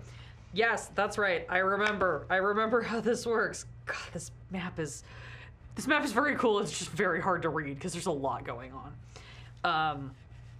If I remember, I'll post a link in the Discord so people can see. You make your way across these walkways and you get to that sort of upper level. As I will say that, yeah, sure, like you guys can kind of like drift toward the kind of the edge and like look down into the docks area. You can see there's a couple of boats docked here. It looks like they're unloading stuff. There are these cranes that are up on the level you are on that are like lowering down like these big flats, and it looks like the boats are unloading their cargo onto these flats, and then it'll get winched up to this top level. Go ahead, because you guys are specifically looking for things. Anybody who wants to go ahead and give me, this one does have to be an active perception check, to see if you notice anything particularly I'm so hinky. distracted by her. He was just doing the split eye thing. Sorry, I just noticed a comment and realized that our mic settings on the mystery camera didn't save. Sorry, friend. Oh, it's because it's from a different show. I was like, I solved this on Saturday, and we forgot to replicate it here. Whoops. It's fine. Sorry. Thank you all for letting us know about sound weirdness. Sorry. Go around again with your numbers. I got distracted. 24, and you can mute the camera in OBS. They figured it out. Nat 1. 10. 23. Great. She's real hot is the problem. Just like whispering the whole time. You're like trying to look, and like as you guys like get close, she kind of does the like, she's like, stay back from the edge or whatever, and you get that like perfect flex of like her tricep, and you get very distracted. Oh my god. You guys who are a few steps back and are like a little more target focused on this, look down and you see these boats. You see that they're unloading. One boat is doing so incredibly efficiently. Like they seem to have a whole system. They're like, you know, like you've got some folks in the boat, some of them they're kind of like almost like, you know, brigade lining it. And just like really like we are getting this stuff done. The other boat is like kind of docked at a like slightly weird angle, and looks like what they're unloading. They just don't seem to be doing as good of a job. It looks like there are also a lot fewer people on that boat. You're only really seeing like 2 or 3, and they very much seem to be spending more time watching the other group that is unloading the boat than they do. It's almost like they're making a show of unloading, but they're not. It doesn't really look like they're doing. You actively see somebody like pull a crate and like go to walk and like kind of like loop kind of near the other section and then turn back and then put that crate back on the boat and then pick up a different one and go. So there's like there's something hinky going on over there. Perhaps more. I lean over and whisper to Huey. Perhaps those are rival adventurers. Maybe. I mean, there's a chance. It's worth bringing up later. Yeah. Can we see any like distinguishing features on the people, like either like emblems or? The main emblem you see is the emblem that looks like it's probably like the trader's like sigil or whatever. It is the same on both boats. That's about, you guys are like 40 feet up, so like you're at kind of a distance. You can't really see super clearly. It does look like the boat that seems a little bit sus, seems like maybe they don't know as much what they're doing or like they're up to something. You've only spotted 3 people. It looks like 2, what you would think of as humanoids. Like they could be elves, they could be any, you know, changeling, whatever, but like anything that fits into that sort of height and size archetype. And then one shorter figure that might be like halfling approximate. But you can't get a particularly good read on them from this distance. Whereas the other boat you think is probably the boat that you saw come by before that there's a couple of Cambions, there's a couple of goblins, and there's a couple of, you're pretty sure at this point they're probably Duergar dwarves as opposed to Undermountain or anything like that. And you know that there's a lot of Duergar around here because you were told so. So that's kind of the read you're getting. But yeah, it's something about that boat definitely seems a little sketch. As you make your way across this, Thomas, roll me a d20. I don't know. What does that say? 17. 17. Great. I was like, it's a 1. Don't scare me. Grant, roll me a d10. Frack. These are dice rolls that are determining if certain things are happening right now. So there's not. That's a 10. Great. Okay. I was to say this is not necessarily it's not necessarily a problem. It could be depending on what's happening. This is just seeing what's going on in the area. And then Cheryl, roll me a d10 also. I don't have one for you because there's only 1. Sorry. 1. Great. As you are walking along this, it looks like you are headed toward the like where this big lava flow, like waterfall, is coming out of this mouth, and as you're kind of getting closer, you can see that there is like a big set of double doors behind the waterfall that presumably lead into this interior area. As you're headed that way, you all get that sudden, it's less the shadow, because most of the lighting is uplighting from the lava, so it's more you get a weird bounce of light reflecting down as something swoops over you, and you look up and you see a red dragon circling, like come out and like do a couple of circles. Does she look on the young side, size-wise? You would say she is probably a young red dragon. Oh, Yes. she's just a babe. Yeah. Not a wormling, but a young. You are taken to these doors. See which thing they lead into. These doors are pushed open.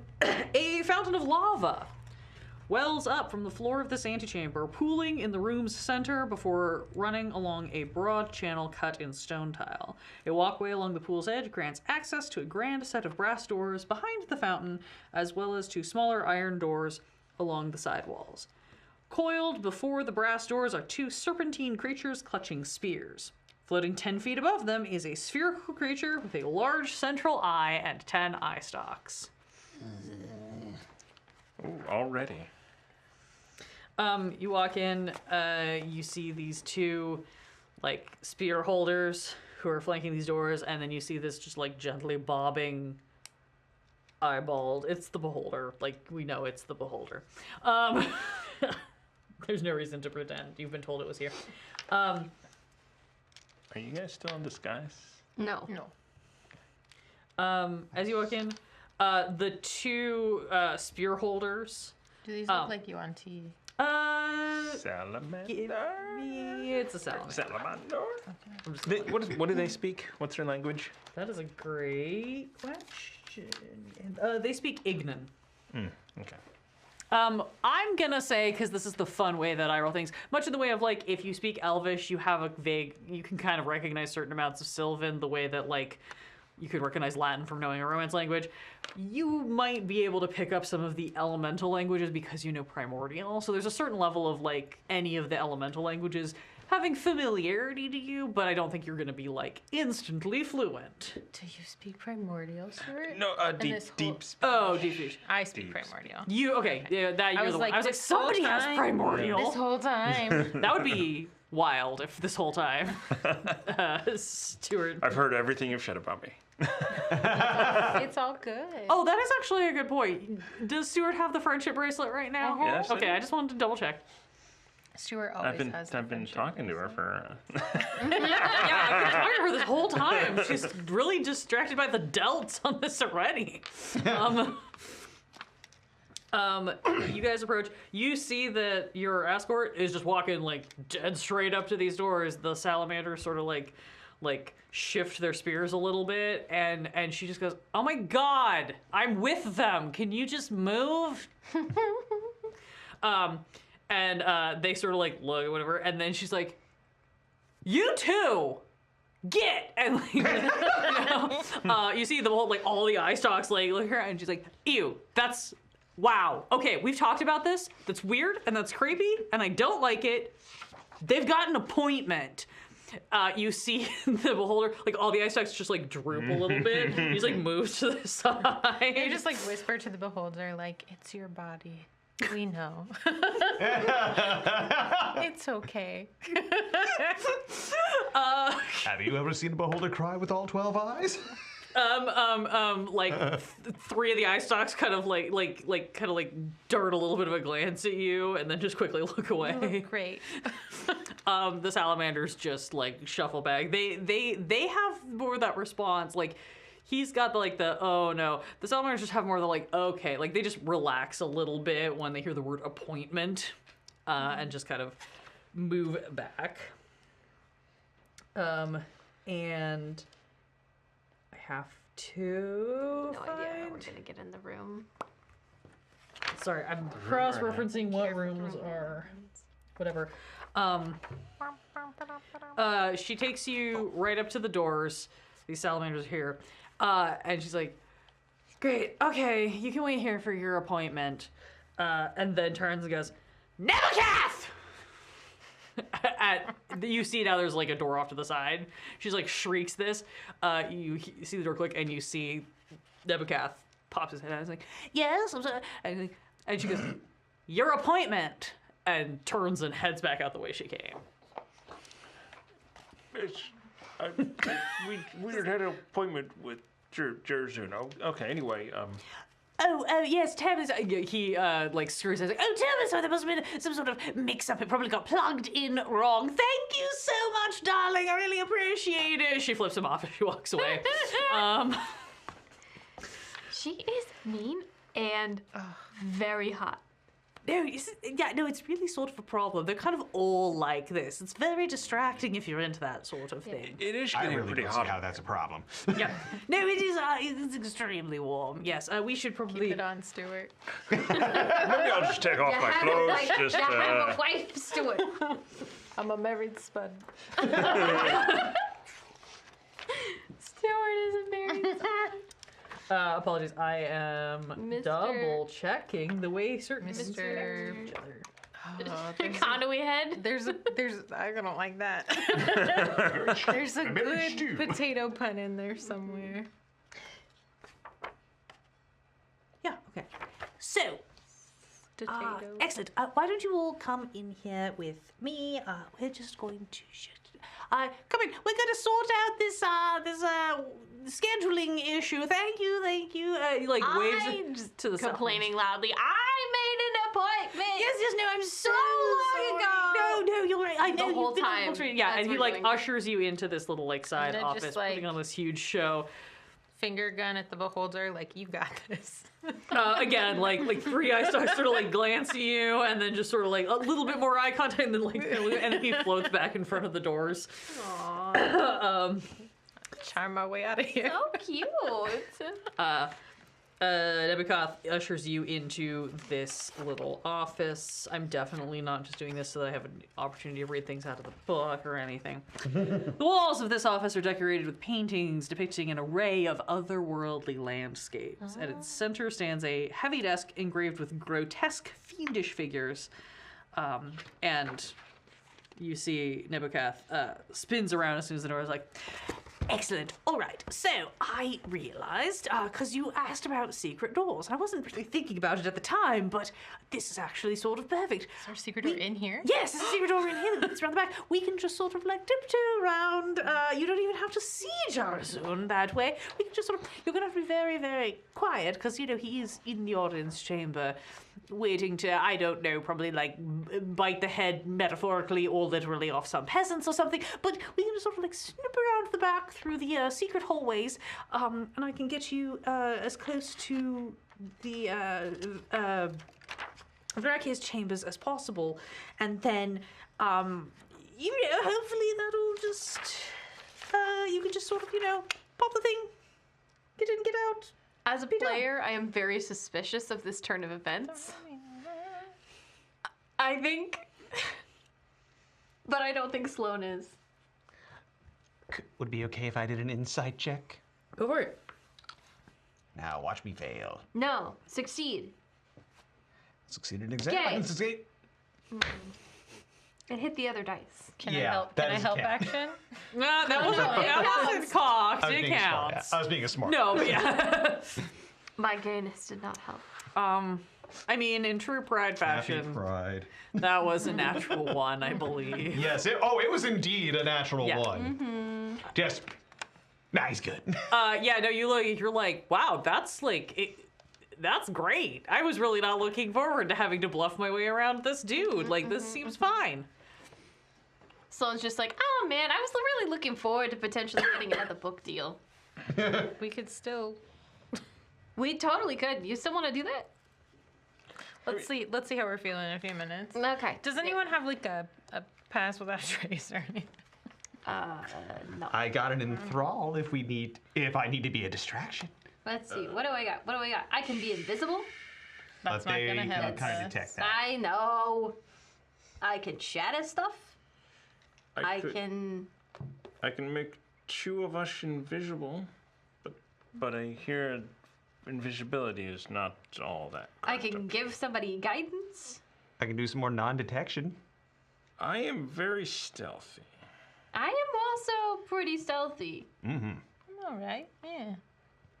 I'm can, not stealthy for some. I can I've got some minor illusions that I can use to just help divert attention if necessary. I got those too.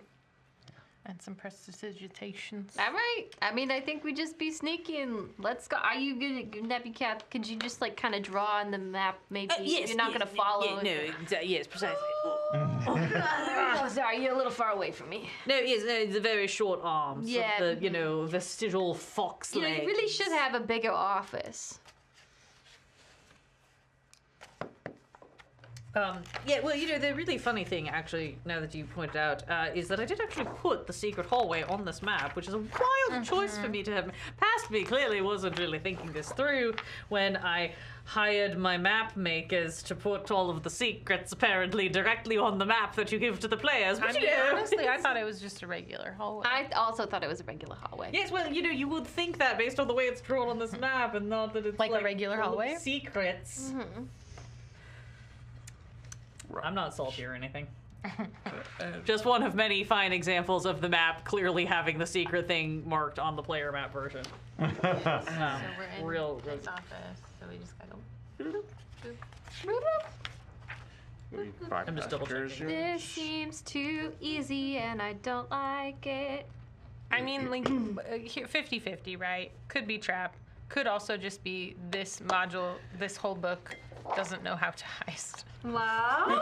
What about silence? Does anyone have silence? No. No. Well, I'm gonna go ahead and make. I can actually make I have silence. I don't think I know silence. Oh, I'm missing 3 of spell. us invisible. Invisibility, they said, doesn't work. And It's not that it won't work, it's that a lot of creatures here can see through it. So, The question is, can Jarazun see through it? I'm not positive entirely what Jerasun's deal is. I do know that all of your mean, hot guard ladies can see. do their I true know sight. if a freak can... Roll me a history? Or an arcana? Or pitch me another skill? Oh, gosh. It's a history 12.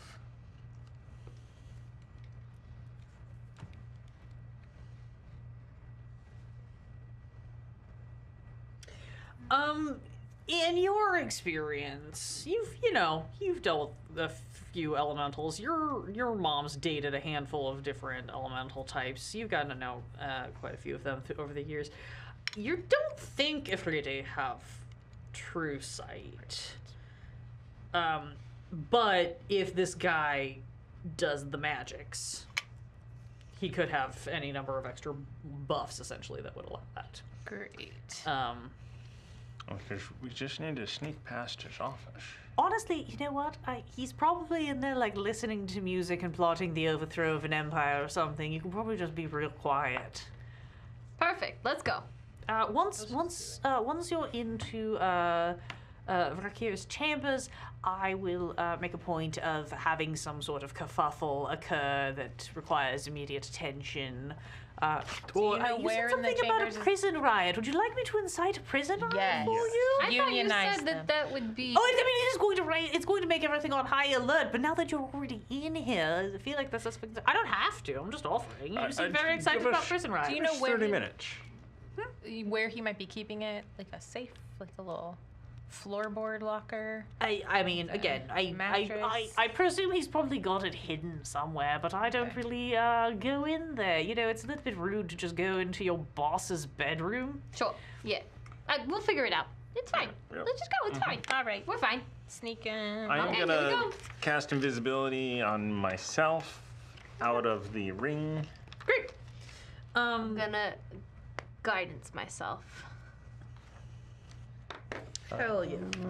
Neverkath is going to open this door in the back of the office, you see a very simple but nice bed with silken sheets and like a little bit of like a canopy drape thing happening here. A bookshelf that looks a lot more eclectic than the kind of more curated stuff that was in the office room. A little like nightstand, little wardrobe. He pops over to the bookshelf, scurries over and grabs one of the books on the bottom shelf, pulls it, and you see a section of the wall next to the bookshelf goes shook, opens up into this hallway. So cool. And he just points to me and goes, so inside the secret hallway, the doors are perfectly normal and you can open them. On the other side, if you need to get back through this way for some reason, you're going to need to watch for the pressure point. We're gonna hand wave. He will tell you roughly where to look to find the correct stone to like open the door from the other side in case, so you can kind of close doors behind you. Sorry, I did not notice until just now, bad DM, did not do my appropriate prep, that the secret passages are all fully marked on these things. I'm just cross-checking like what else is secret. But he's like, so you're going to go through this hallway. It's going to lead you into the lounge. Then you're going to go through the lounge. You're going to cross into the vestibule. There'll be one door ahead of you and one door to your left. The door to your left is Jarzun's room. Don't go in there. Love of God, I don't know what's in there, but you shouldn't know. I don't want to know. But if you continue going straight ahead, that should take you into Rakia's chamber, and hopefully that's where he keeps the book. Okay. Great.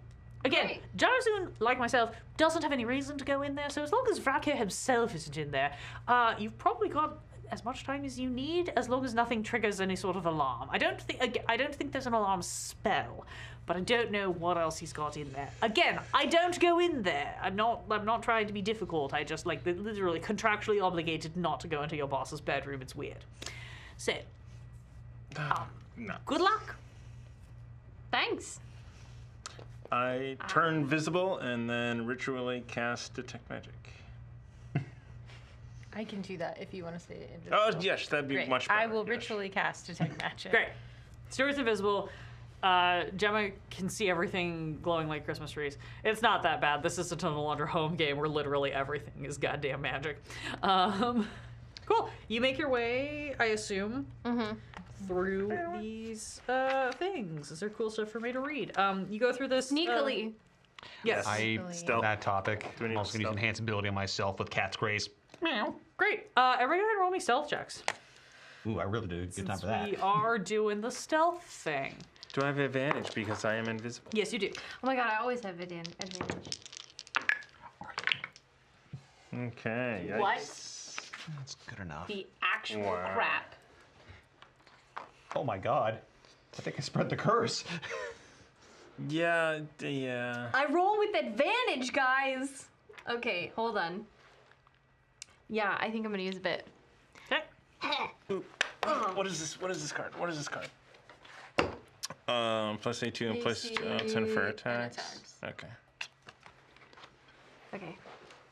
Hopefully that's fine. Okay. Stuart. 15. Gemma. 18. Sloan. 14. 14. Okay. You make your way through this little hallway, and you pop out into a chamber that was referred to as the lounge. The walls of this chamber are draped with silk, and the floor is festooned with cushions. A fountain in the room's center burbles with ruby red liquid, while an ornately wrought brazier stands in the corner. Gemma, is there anything magic in here? He whispers into his. That brazier's super Don't touch that. bad. What, this? We should maybe stay away from The last- 5 feet away from it, just in case. Yeah. I didn't touch it. Okay. Does it look, I'm just curious, without getting close, smelling wise, does this seem like a wine or a blood fountain? It is wine. Okay. Don't drink it, it's blood. Keep walking. Yeah. You're like, oh, that's probably like a really expensive red wine. Don't drink it, it's blood. The brazier has conjuration magic. Okay. I'm gonna Man, whoever's blood that is, they must have been wasted. Put it in the decanter. dip the bottle of boundless liquid into the fountain, pull it out, and cap it. Great. You now have a really fine vintage of blood. Excellent. Blood. As far as you're aware, at least. Cool. You, I assume, continue through Yes. to the vestibule. Woven carpets line this corridor, which has doors leading in all 4 directions. 2 large statues of elite warriors stand sentinel here, one at either end of the corridor. Don't like that. Don't like that at all. Gemma? Are they magic? I'm sorry, I have just discovered an interesting flaw in this book that I think I've... Anyway, sorry. Are they magic? They are. Yes. They are golems. They're golems. Ugh. That just means we Okay. have to. Deactivate them somehow. Can I see anything that might be connected to said golems? And or do I remember if golems can see invisible people? Or suns?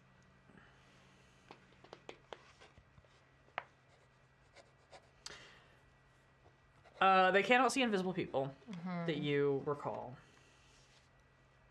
Sorry, I thought I was like on top of my game and I did not have all my stuff pulled up. You're good.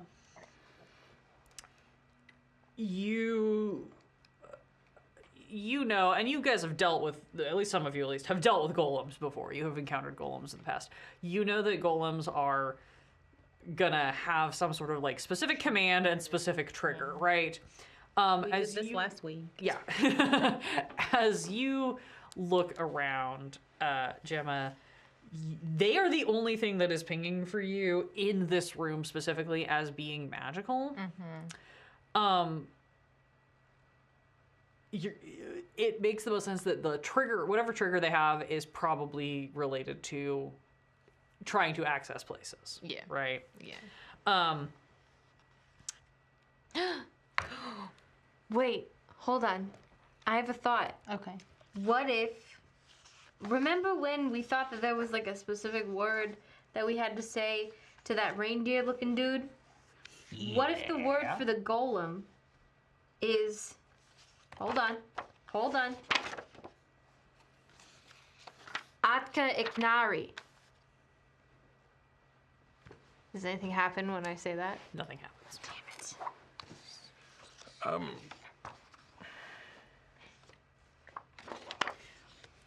I did answer my question about the thing that I think. Remind me to talk about section. Remember we talk about the vestibule in the Afterdark. There's an interesting thing here. Okay.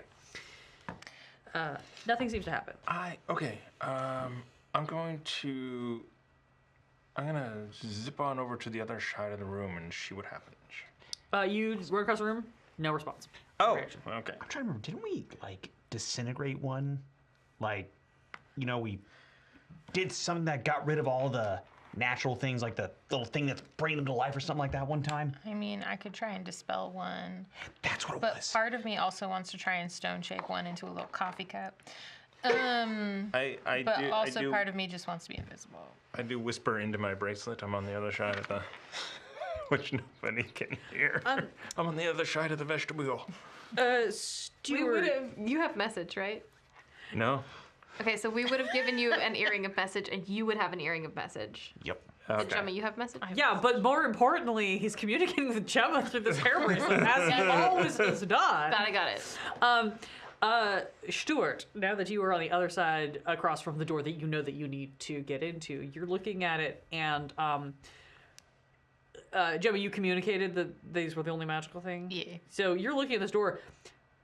This is a real basic, like, you have a passive percentage of 20. You're like, oh, like, Taz would be sad at how easy this lock looks like it is to get past. Like, this looks like a really basic door. Can I investigate it? Yeah. Thinking it may be a mimic Sure. or a trigger to a trap or a trigger to... Yeah. Can I see through the keyhole? You can. I'm going to Misty Step through it. You Misty step through the keyhole. The luxurious appointments of this palatial bedchamber are at odds with its back wall. Their scorch marks and cracked masonry radiate from a grotesque face carved into the stone, its forehead set with a blood-red gem. Sitting on a desk off to one side is a black tome, its cover emblazoned with fell iconography. And it just says the Book of The big bad evil book. it's like on a shelf or like It's- a pedestal that says. Yeah, no, underneath yeah. it. There's like a desk with those like little like reading props up. It's like sitting there. There's like some uplighting to like give it a little got, bit like of an ominous a vibe. little piece of tape on the front that says "Jar Zone, do not look." But yeah, you're inside this. I will also say again, you've got a very high passive. You're very good at the rogue shit. Like all these things between together. You think that lock would be very easy to pick. You think that unless you did a really bad, like that's probably what triggers these things. And unless you did a really bad job, you don't think it's gonna activate anything. Gosh, do I really think this is the book? Can I figure out, is this the book? Make an Arcana check. Do you feel an overwhelming sense of doom and dread when you? Do you feel an overwhelming sense of doom and dread? I mean, you do feel a general sense of doom and dread being in this room, but that might also just be because the heat is really getting to you because you've been here for like I 45 do need minutes. a coin. I'm also wondering, I mean, if, I've already rolled. I don't think a coin's gonna do much. You haven't declared anything, so if you want to make a pitch for using a card, I want to increase my, what am I doing? You're investigating. this is an Arcana check. Arcana To check, see if which you is can- intelligence. So if I set my intelligence to 24, what is that? Is that a plus 7? 7. I believe, yeah, 24 is a +7. So that would be still not very good. Would you like some Plus a bardic bit. inspiration? Plus a bit. He's too far away, I think. He's too far away and invisible. I want to set my intelligence to 24 using Tap the Well Okay. for 10 minutes. Next time I do a long rest, I do need to make a DC 18 con saving throw. Beautiful. And I'm going to spend a bit. Yeah. Thank you. Okay, bit. Like Sean in Psych, you're just like bam, bam, bam, bam. Ooh. All right, so 5 plus 7. Well, I don't know where there. It was 5. 5 plus 7 It's 12. Plus 6, 18.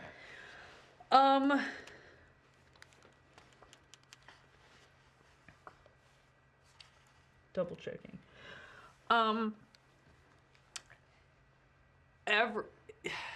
This room feels bad. Everything in this room feels bad.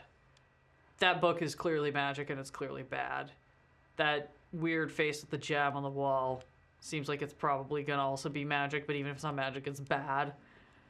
Everything in this room is beautifully appointed except that insanely fucked up back wall.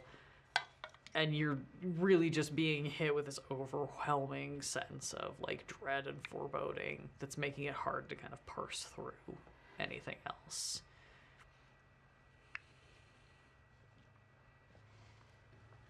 I'm going to peruse the book.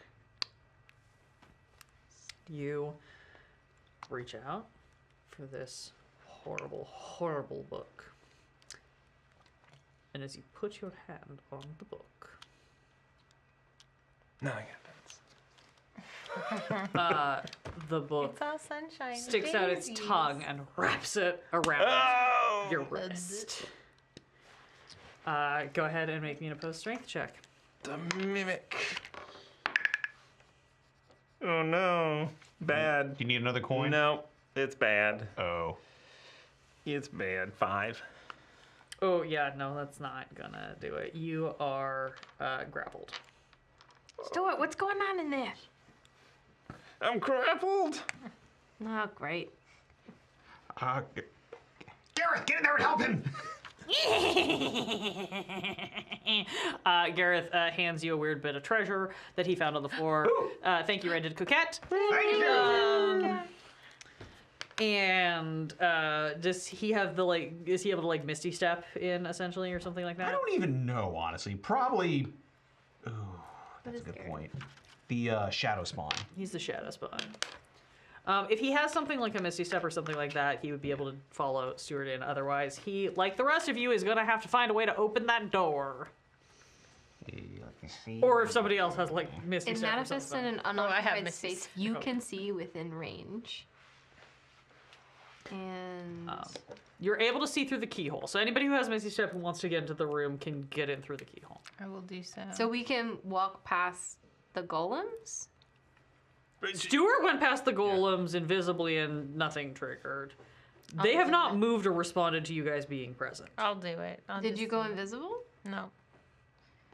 I do say, don't open the door. Go through. Yeah.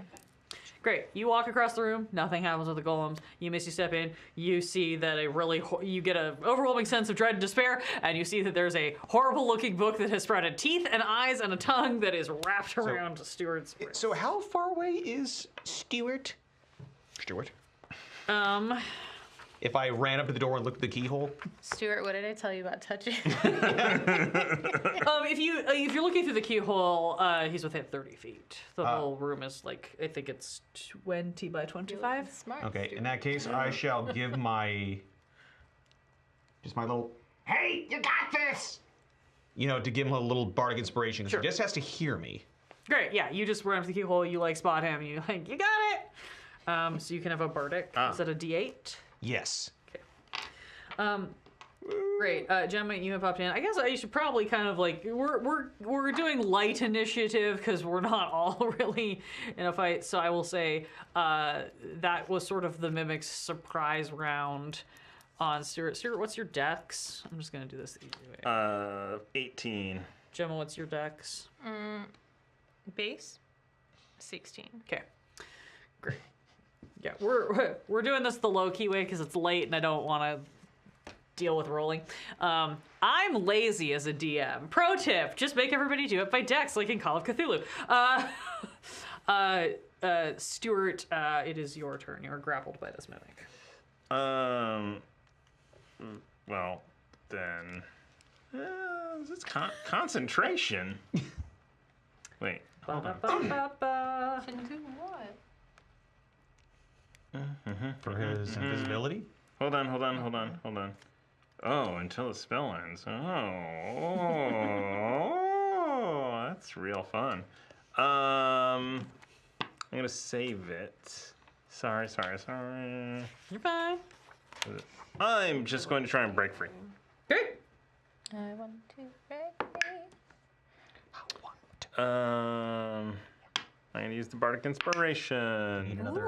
Okay, so is this a strength or is this opposed? Strength. Do you need another... I'm good. Thank you for the bardic because that was 8 Nice. plus 1 for 9 plus 10, so 19. Ooh. Oh yeah. Strength check. Yeah, you just kind of like rip your arm out of this thing, and this book is just like on the stand at you. I'm going to bonus action disengage and then walk away from it. Yeah, you step away. Big Anky book is big and Anky. All right. Did Huey go past the golems Correct. uninvisible? No, but I did not... The golems have not reacted to anything. Great, cool. I'm gonna move past the Movement is not the trigger for the golems. Cool. I just want to make sure. No, that's fine. That's totally fair. Great. Can someone open the door? Gemma, it is your turn on the interior. I want to put the golem or the mimic in the briefcase.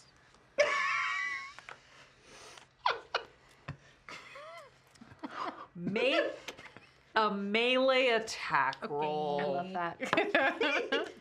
I love that so much. Woo! Try not to think about the repercussions of you guys having an actual mimic just floating around in your briefcase for Well, 10 minutes wouldn't it- before it suffocates. Yeah. Ground control to mimic Tom. It's not good. Please don't let it eat the briefcase. It's a salmon. Uh, Just because I have no strength. yeah. I don't think it's gonna do anything. It's not gonna do Yeah. it. Dang. You try to like catch it. You know, it's like trying to like catch a bug under a cup or whatever. You're like trying to grab it, and it just sort of like flops itself off and like stands up on its tongue. And is like, ah. I can ruin everything in Dungeons and Dragons. I'm You're just welcome. gonna look at him and be like, you little shit, and I'm gonna hex it. Do you have any like saver suck spells that are specific? No. Reverberate? The No. mimic is gonna try to bite you, Gemma. Okay. That is a 24 to hit. That'll hit. So you are going to take 7 piercing plus 4 acid. Wisdom. Wisdom, great. I'm gonna hex for wisdom. 7 piercing plus 4 acid Great. is 11. Okay, thank you. Yeah, and it seems that this sentient book is even less street savvy than it might have been before. For a book, I don't know. Stuart, that is your turn.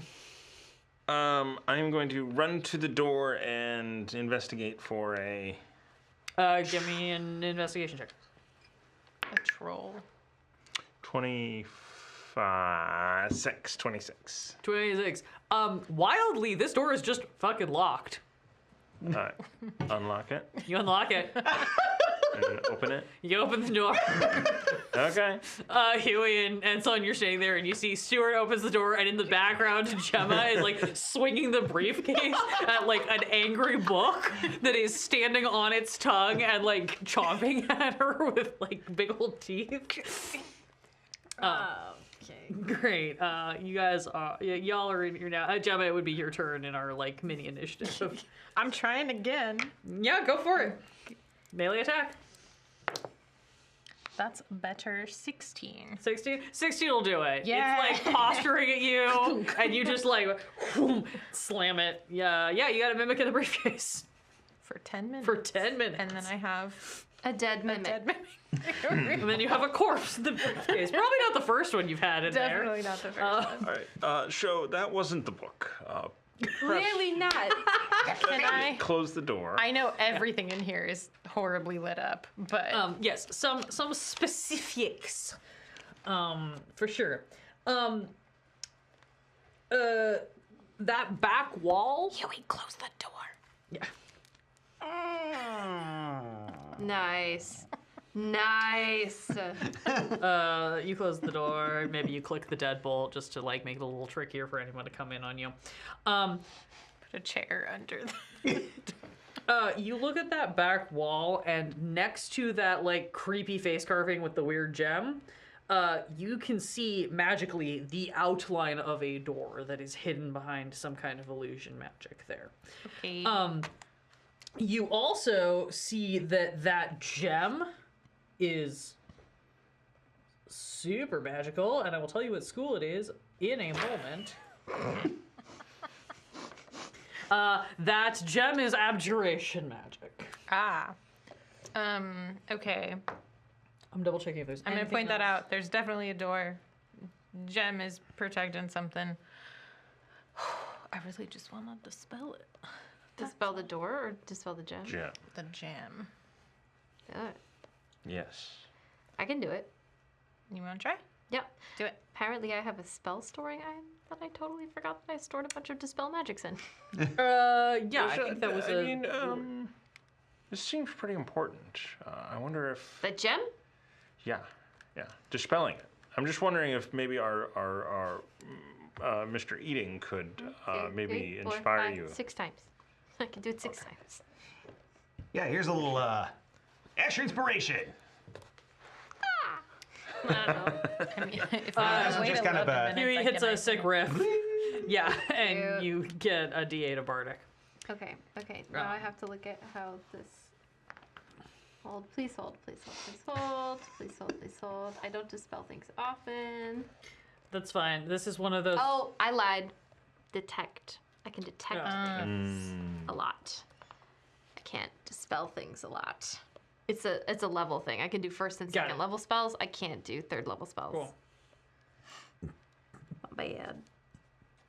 Do we think that the gem is going to be like if we try to? Yeah, I think so. That's a bad thing. Yeah. Bad thing.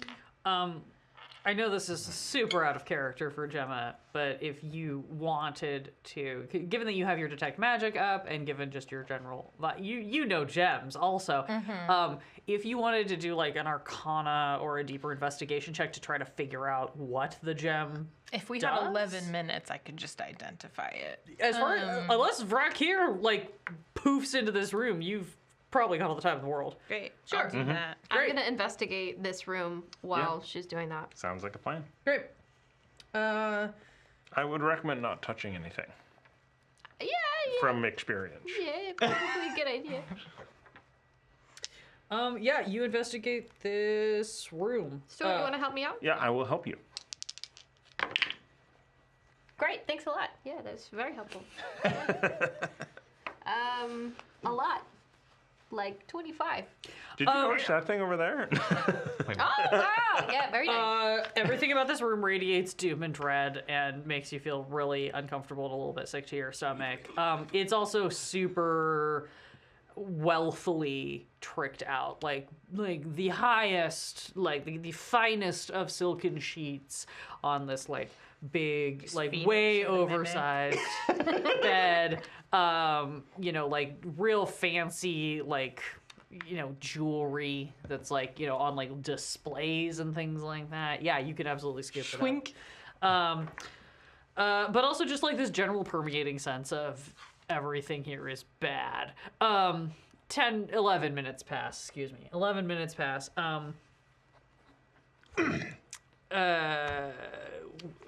You did identify? This gemstone is rigged with a glyph of warding.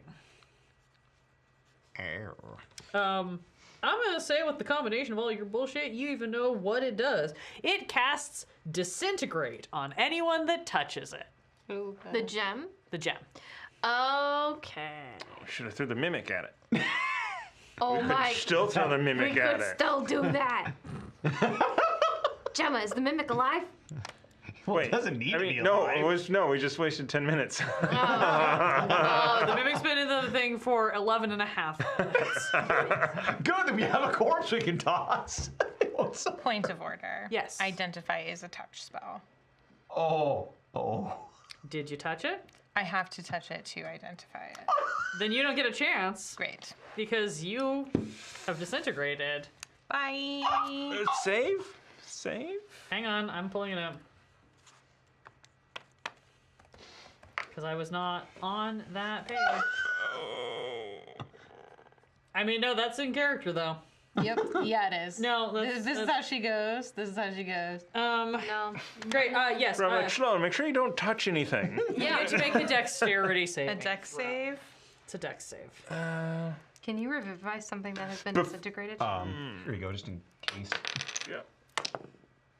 Yeah. You cannot. It's a dex save. It's a dex save. I'm gonna use it just in case. Use I'm it, high. use it, I'm use it, high, use it, use but sorry. No, that's fine. Okay. Yes. All right. That's a 23.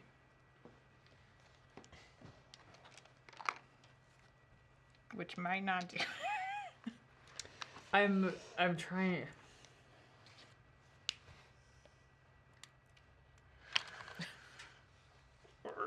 I'm sorry. not I'm, the first I'm time trying to make Elandra's sure I killed me find. in a I'm campaign. trying to find Punish. the The DC. Well, because a creature targeted by this will make a dexterity saving throw on a failed save, but then it doesn't tell me what the save is. It says, sorry. Okay. It's the DC of whoever casts. That's what I was gonna say. I was thinking spell. it was the DC of the caster, right? So you It's probably look also up it that wouldn't stat just block. disintegrate me. It would do force damage. yes. No. and It's then- It does a flip ton of damage. Yeah, so it would be their DC. I have a Freedy, right? Assuming Yeah, he- I've got Nefrigity in one of these tabs because I had it pulled up earlier.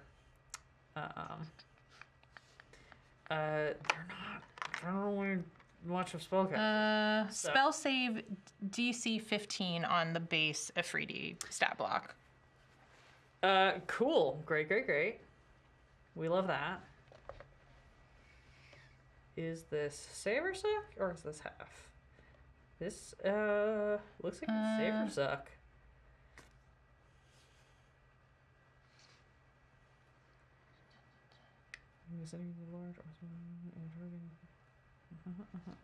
It doesn't say anything about half damage. You touch it, it explodes in your face. Gemma! You dodge, everyone waits for the dust to settle, wondering if that dust is you, and then you stand up and go, wow, that sucked. Don't touch that. Stop touching me. Anyways, you didn't get any actual information out of that, Great, unfortunately. okay. I I don't know anything. You know it casts a spell I at don't. you. I don't know anything. Is it a one-time spell or is it a? We don't know anything. You don't know anything. Is the gem still intact? Yes. It is. On a failed save, the target takes 10d6 plus 40 force damage. That's on a failed. That's fail, she passed. Yeah, it's the damage and everything else non-magical work. Hi, friends. D&D. Welcome to Everybody Sorry. Reads the Rule Book. So, that's wow, that's amazing. Yeah. Anyway, yeah, there's a gem there. It's still glowing. It definitely tried to do something horrible to you. Please don't touch anything anymore. Should we go through the door then? Don't. Dave will kill Can I- everybody involved in this mission. Hot. Can I figure out if there's a way to get the door, like, open the door that is not involving this gem? No. I'm gonna say that you just look. You're just like, oh no, we got to get past the gem in order to. Can I stone shape the wall to go through the wall? To make a little doorway. Well, I mean, what if we just range attack the... It's not stone. It's not stone? Ding dang. It's metal. It's ephemeral. So we can't use that to spell. Bullshit. Just spell? I do have a dispel magic, but in a different spell storing item. Let me look. Why don't we just Dispel, smash it? we don't have to touch it to dispel it. Correct. So, We could just smash it. I think we dispel it first. Let's try that. I'm gonna attempt to dispel. We can go get the beholder and he could look at I'm it. standing. I am standing right next to Gemma, and I am prepared to cast Spare the Dying. I don't know if that'll do anything, but I'm prepared to do it. I'm holding on to Gemma. I'm gonna give Gemma another little bit of bardic inspiration. And you're doing a dispel. I'm doing a dispel. Okay. You do have to roll for this one, Yeah. obviously. Yay! Since we all just read the rules, so we know that this is a 6th level spell. Would guidance help you at all? Yeah, it stacks, right? +8. No, because It's it's an a... ability check. It's ability check, yeah. I was gonna say it would stack, but I don't think it helps for this mechanic. 19. 19 will do it. Yeah. You dispel this gem. Great. And now the door. The door doesn't exist anymore. Oh, great. Into the No, cavity. there's just a wall now. Yeah, oh, there's just a wall there? Yeah. Can I stone shape the wall now? No. I mean, you can, but you're gonna end up in lava. Was it just a fake door? There's no book here? I think we needed to go through that door. Oh, man. Great. This is one of the few times I am gonna actually like hard nose something that is set up mechanically in this book. Well, Well, end of the mission. Let's go home, everybody. All right. I mean, did we search this entire place up and down? I think we had to go through that door, Stuart. Okay, where's that door supposed to lead to again? Pocket dimension? Somewhere. I don't know. Who do we know that can move us to pocket dimensions? Stardust pouch. Devin. Do we I'm gonna start? I'm gonna grab the gem. Grab the gem. Smash it.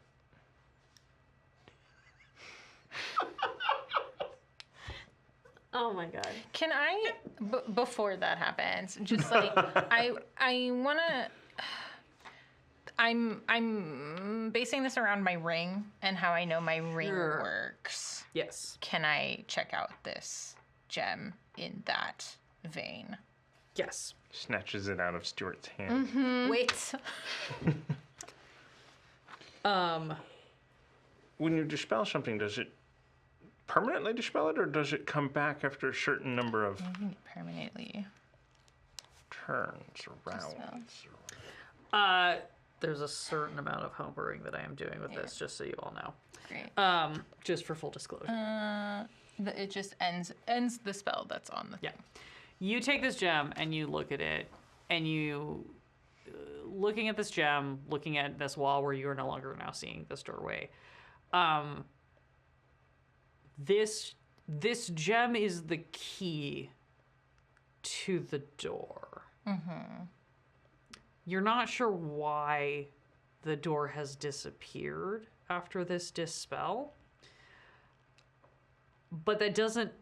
It may not be that the door is gone. It may just be that the effect that was allowing you to see the door is gone. The gem itself is still intact, which theoretically means the key is still intact. Does my detect magic see any remnant of door? Yeah, actually, I forgot. Your detect magic is your detect magic still up? I Because can. we took. But I cast it. Great. Yeah. Or Take it. you can cast it. No, too, take right? it. Yeah. If somebody pops detect magic back up, because I was like, because we took 11 minutes to do things, so I assumed it had gone. Well, If Yeah, you pop you're a right. detect magic back up. Well, I was going to say, technically, it wouldn't have taken 11 minutes because, remember, she tried to... No, that's what I mean. Yeah. And so, because Yeah. detect magic's magic only also lasts for. That being said, my identify didn't actually trigger. Yeah. We didn't even actually start my identify. Yeah, because the moment she touched Oh. it, that's what I was trying to say. You're right. I'm sorry. We have to retcon an entire sequence of things. In that case, the door does not disappear. It just becomes fainter. If your detect magic is still up, you can still see the outline of the door. Do you also still want to see the door? Sorry. Timelines everywhere. So that actually means that we could throw the mimic at the gem before you cast it. Dispel magic. No one is backing. We are not backing. I'm just gonna murder everybody. We're not backing up again. The That was mimic is because we dead. messed up a mechanical Is thing. there something in the door that looks like the gem would touch it in a key way? A hole, perhaps. No. keyhole? It looks like the only place it fits is the place where it was. It feels like there is another mechanic involved with using this key to open this door. It feels like there's another mechanic involved. Can I do using an this- Arcana check to try to figure out how this works? Sure. Cool. May I assist? Yes. Help action. Help! I need somebody. Not just anybody. Just same fucking number. Oh, you still have the Bardic Inspiration, too. I don't have Bardic Inspiration. Yeah. No, we rewound. okay. We rewound past that, I believe. When we I did don't our have rewind, Bardic. I think that was Yeah. past the point where that. I do still have guidance. Yeah.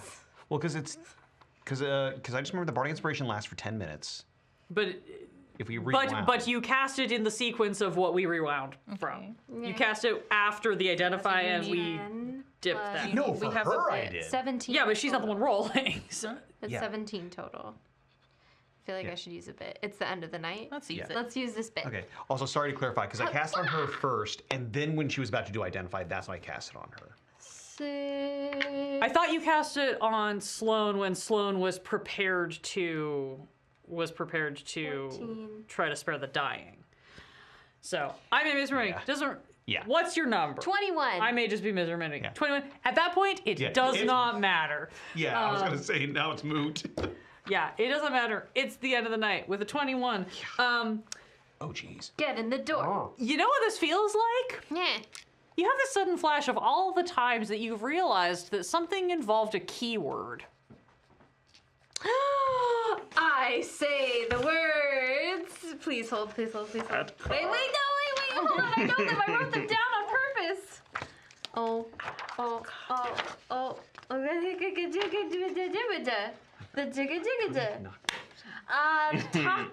Atka Ignari. As you put your hand up to this gem and chant Atka Ignari, this door flickers and ripples. and opens, and you see a demiplane floating in a swirl of darkness and smoke, an empty room. And on the floor of this empty room rests an open book, its ancient pages rustling ominously despite the lack of breeze. The flagstones around it are charred and cracked, and the room's walls, such as they are simply veined with fissures that disappear into the swirling darkness. And that is where we will end tonight's session. Thank you everybody for sticking with us. I know we ran a little bit over time, and I apologize everyone for not doing a time check-in. Things got wild in the end game there. Appreciate everybody who stuck around in the chat. Tech Room, do we have enough entries to roll a giveaway? We do not. We only had one entry. All right. So, tell you what, gang. Maybe next week, if we get some high-level raids, or if we get enough closer to our goals in the Tavern Upkeep, maybe we'll do a giveaway then. But for tonight, we are just going to close it out for the evening. Thank you for watching. Return and join us on Saturday for the next installment of Starter Set Summer School. Pusha is going to be taking their first turn in the DM chair and is going to run Dragonbane, which is going to be a really good time. And of course, we will be back next Monday with a continuously unhinged and Alondra didn't read the rules version of Golden Vault as we continue to work our way through our final chapter. Thank you everyone for putting up with the fact that I can't remember how names or DCs work apparently. Thank you for supporting us. If you'd like to support us more throughout the week, please visit our YouTube or our socials. Like and leave comments. It really helps us get the word out. We're still trying to push our YouTube. I think we're going for 7,500 by the end of the year. So tell your friends, get them to subscribe to us. I believe we're gonna do like the tiniest. I'm gonna do an After Dark. It might just be me yelling about things if everybody else needs a dip. That's for our patrons. If you would like to see our After Darks, you can become a patron. And if you don't want to or cannot support us in Patreon, you can still support us by hanging out in our socials and coming into our Discord and asking lots of questions about why, just why, Thank you. I have an entire thing written out and I'm completely ignoring it, and that was a bad choice. Appreciate you all. Good night, friends. Thank you, Clear. Okay. That was insane. Okay. Yeah, that was insane. I love how I was like, everybody. oh, yeah, I'm like, the golems, the keyword, and then I proceed to completely forget about it. I was very excited because I was like, oh, they're on the track, and then I was like, no, but they're not gonna remember. Yeah, and sorry for causing the extra confusion. No, that was like, no, you were making a valid point. I was like, I'm not remembering now. So you were probably correct, and I just lost track in my trying to remember. Like you said, the end there, it's later than we all expected, and it got kind of insane.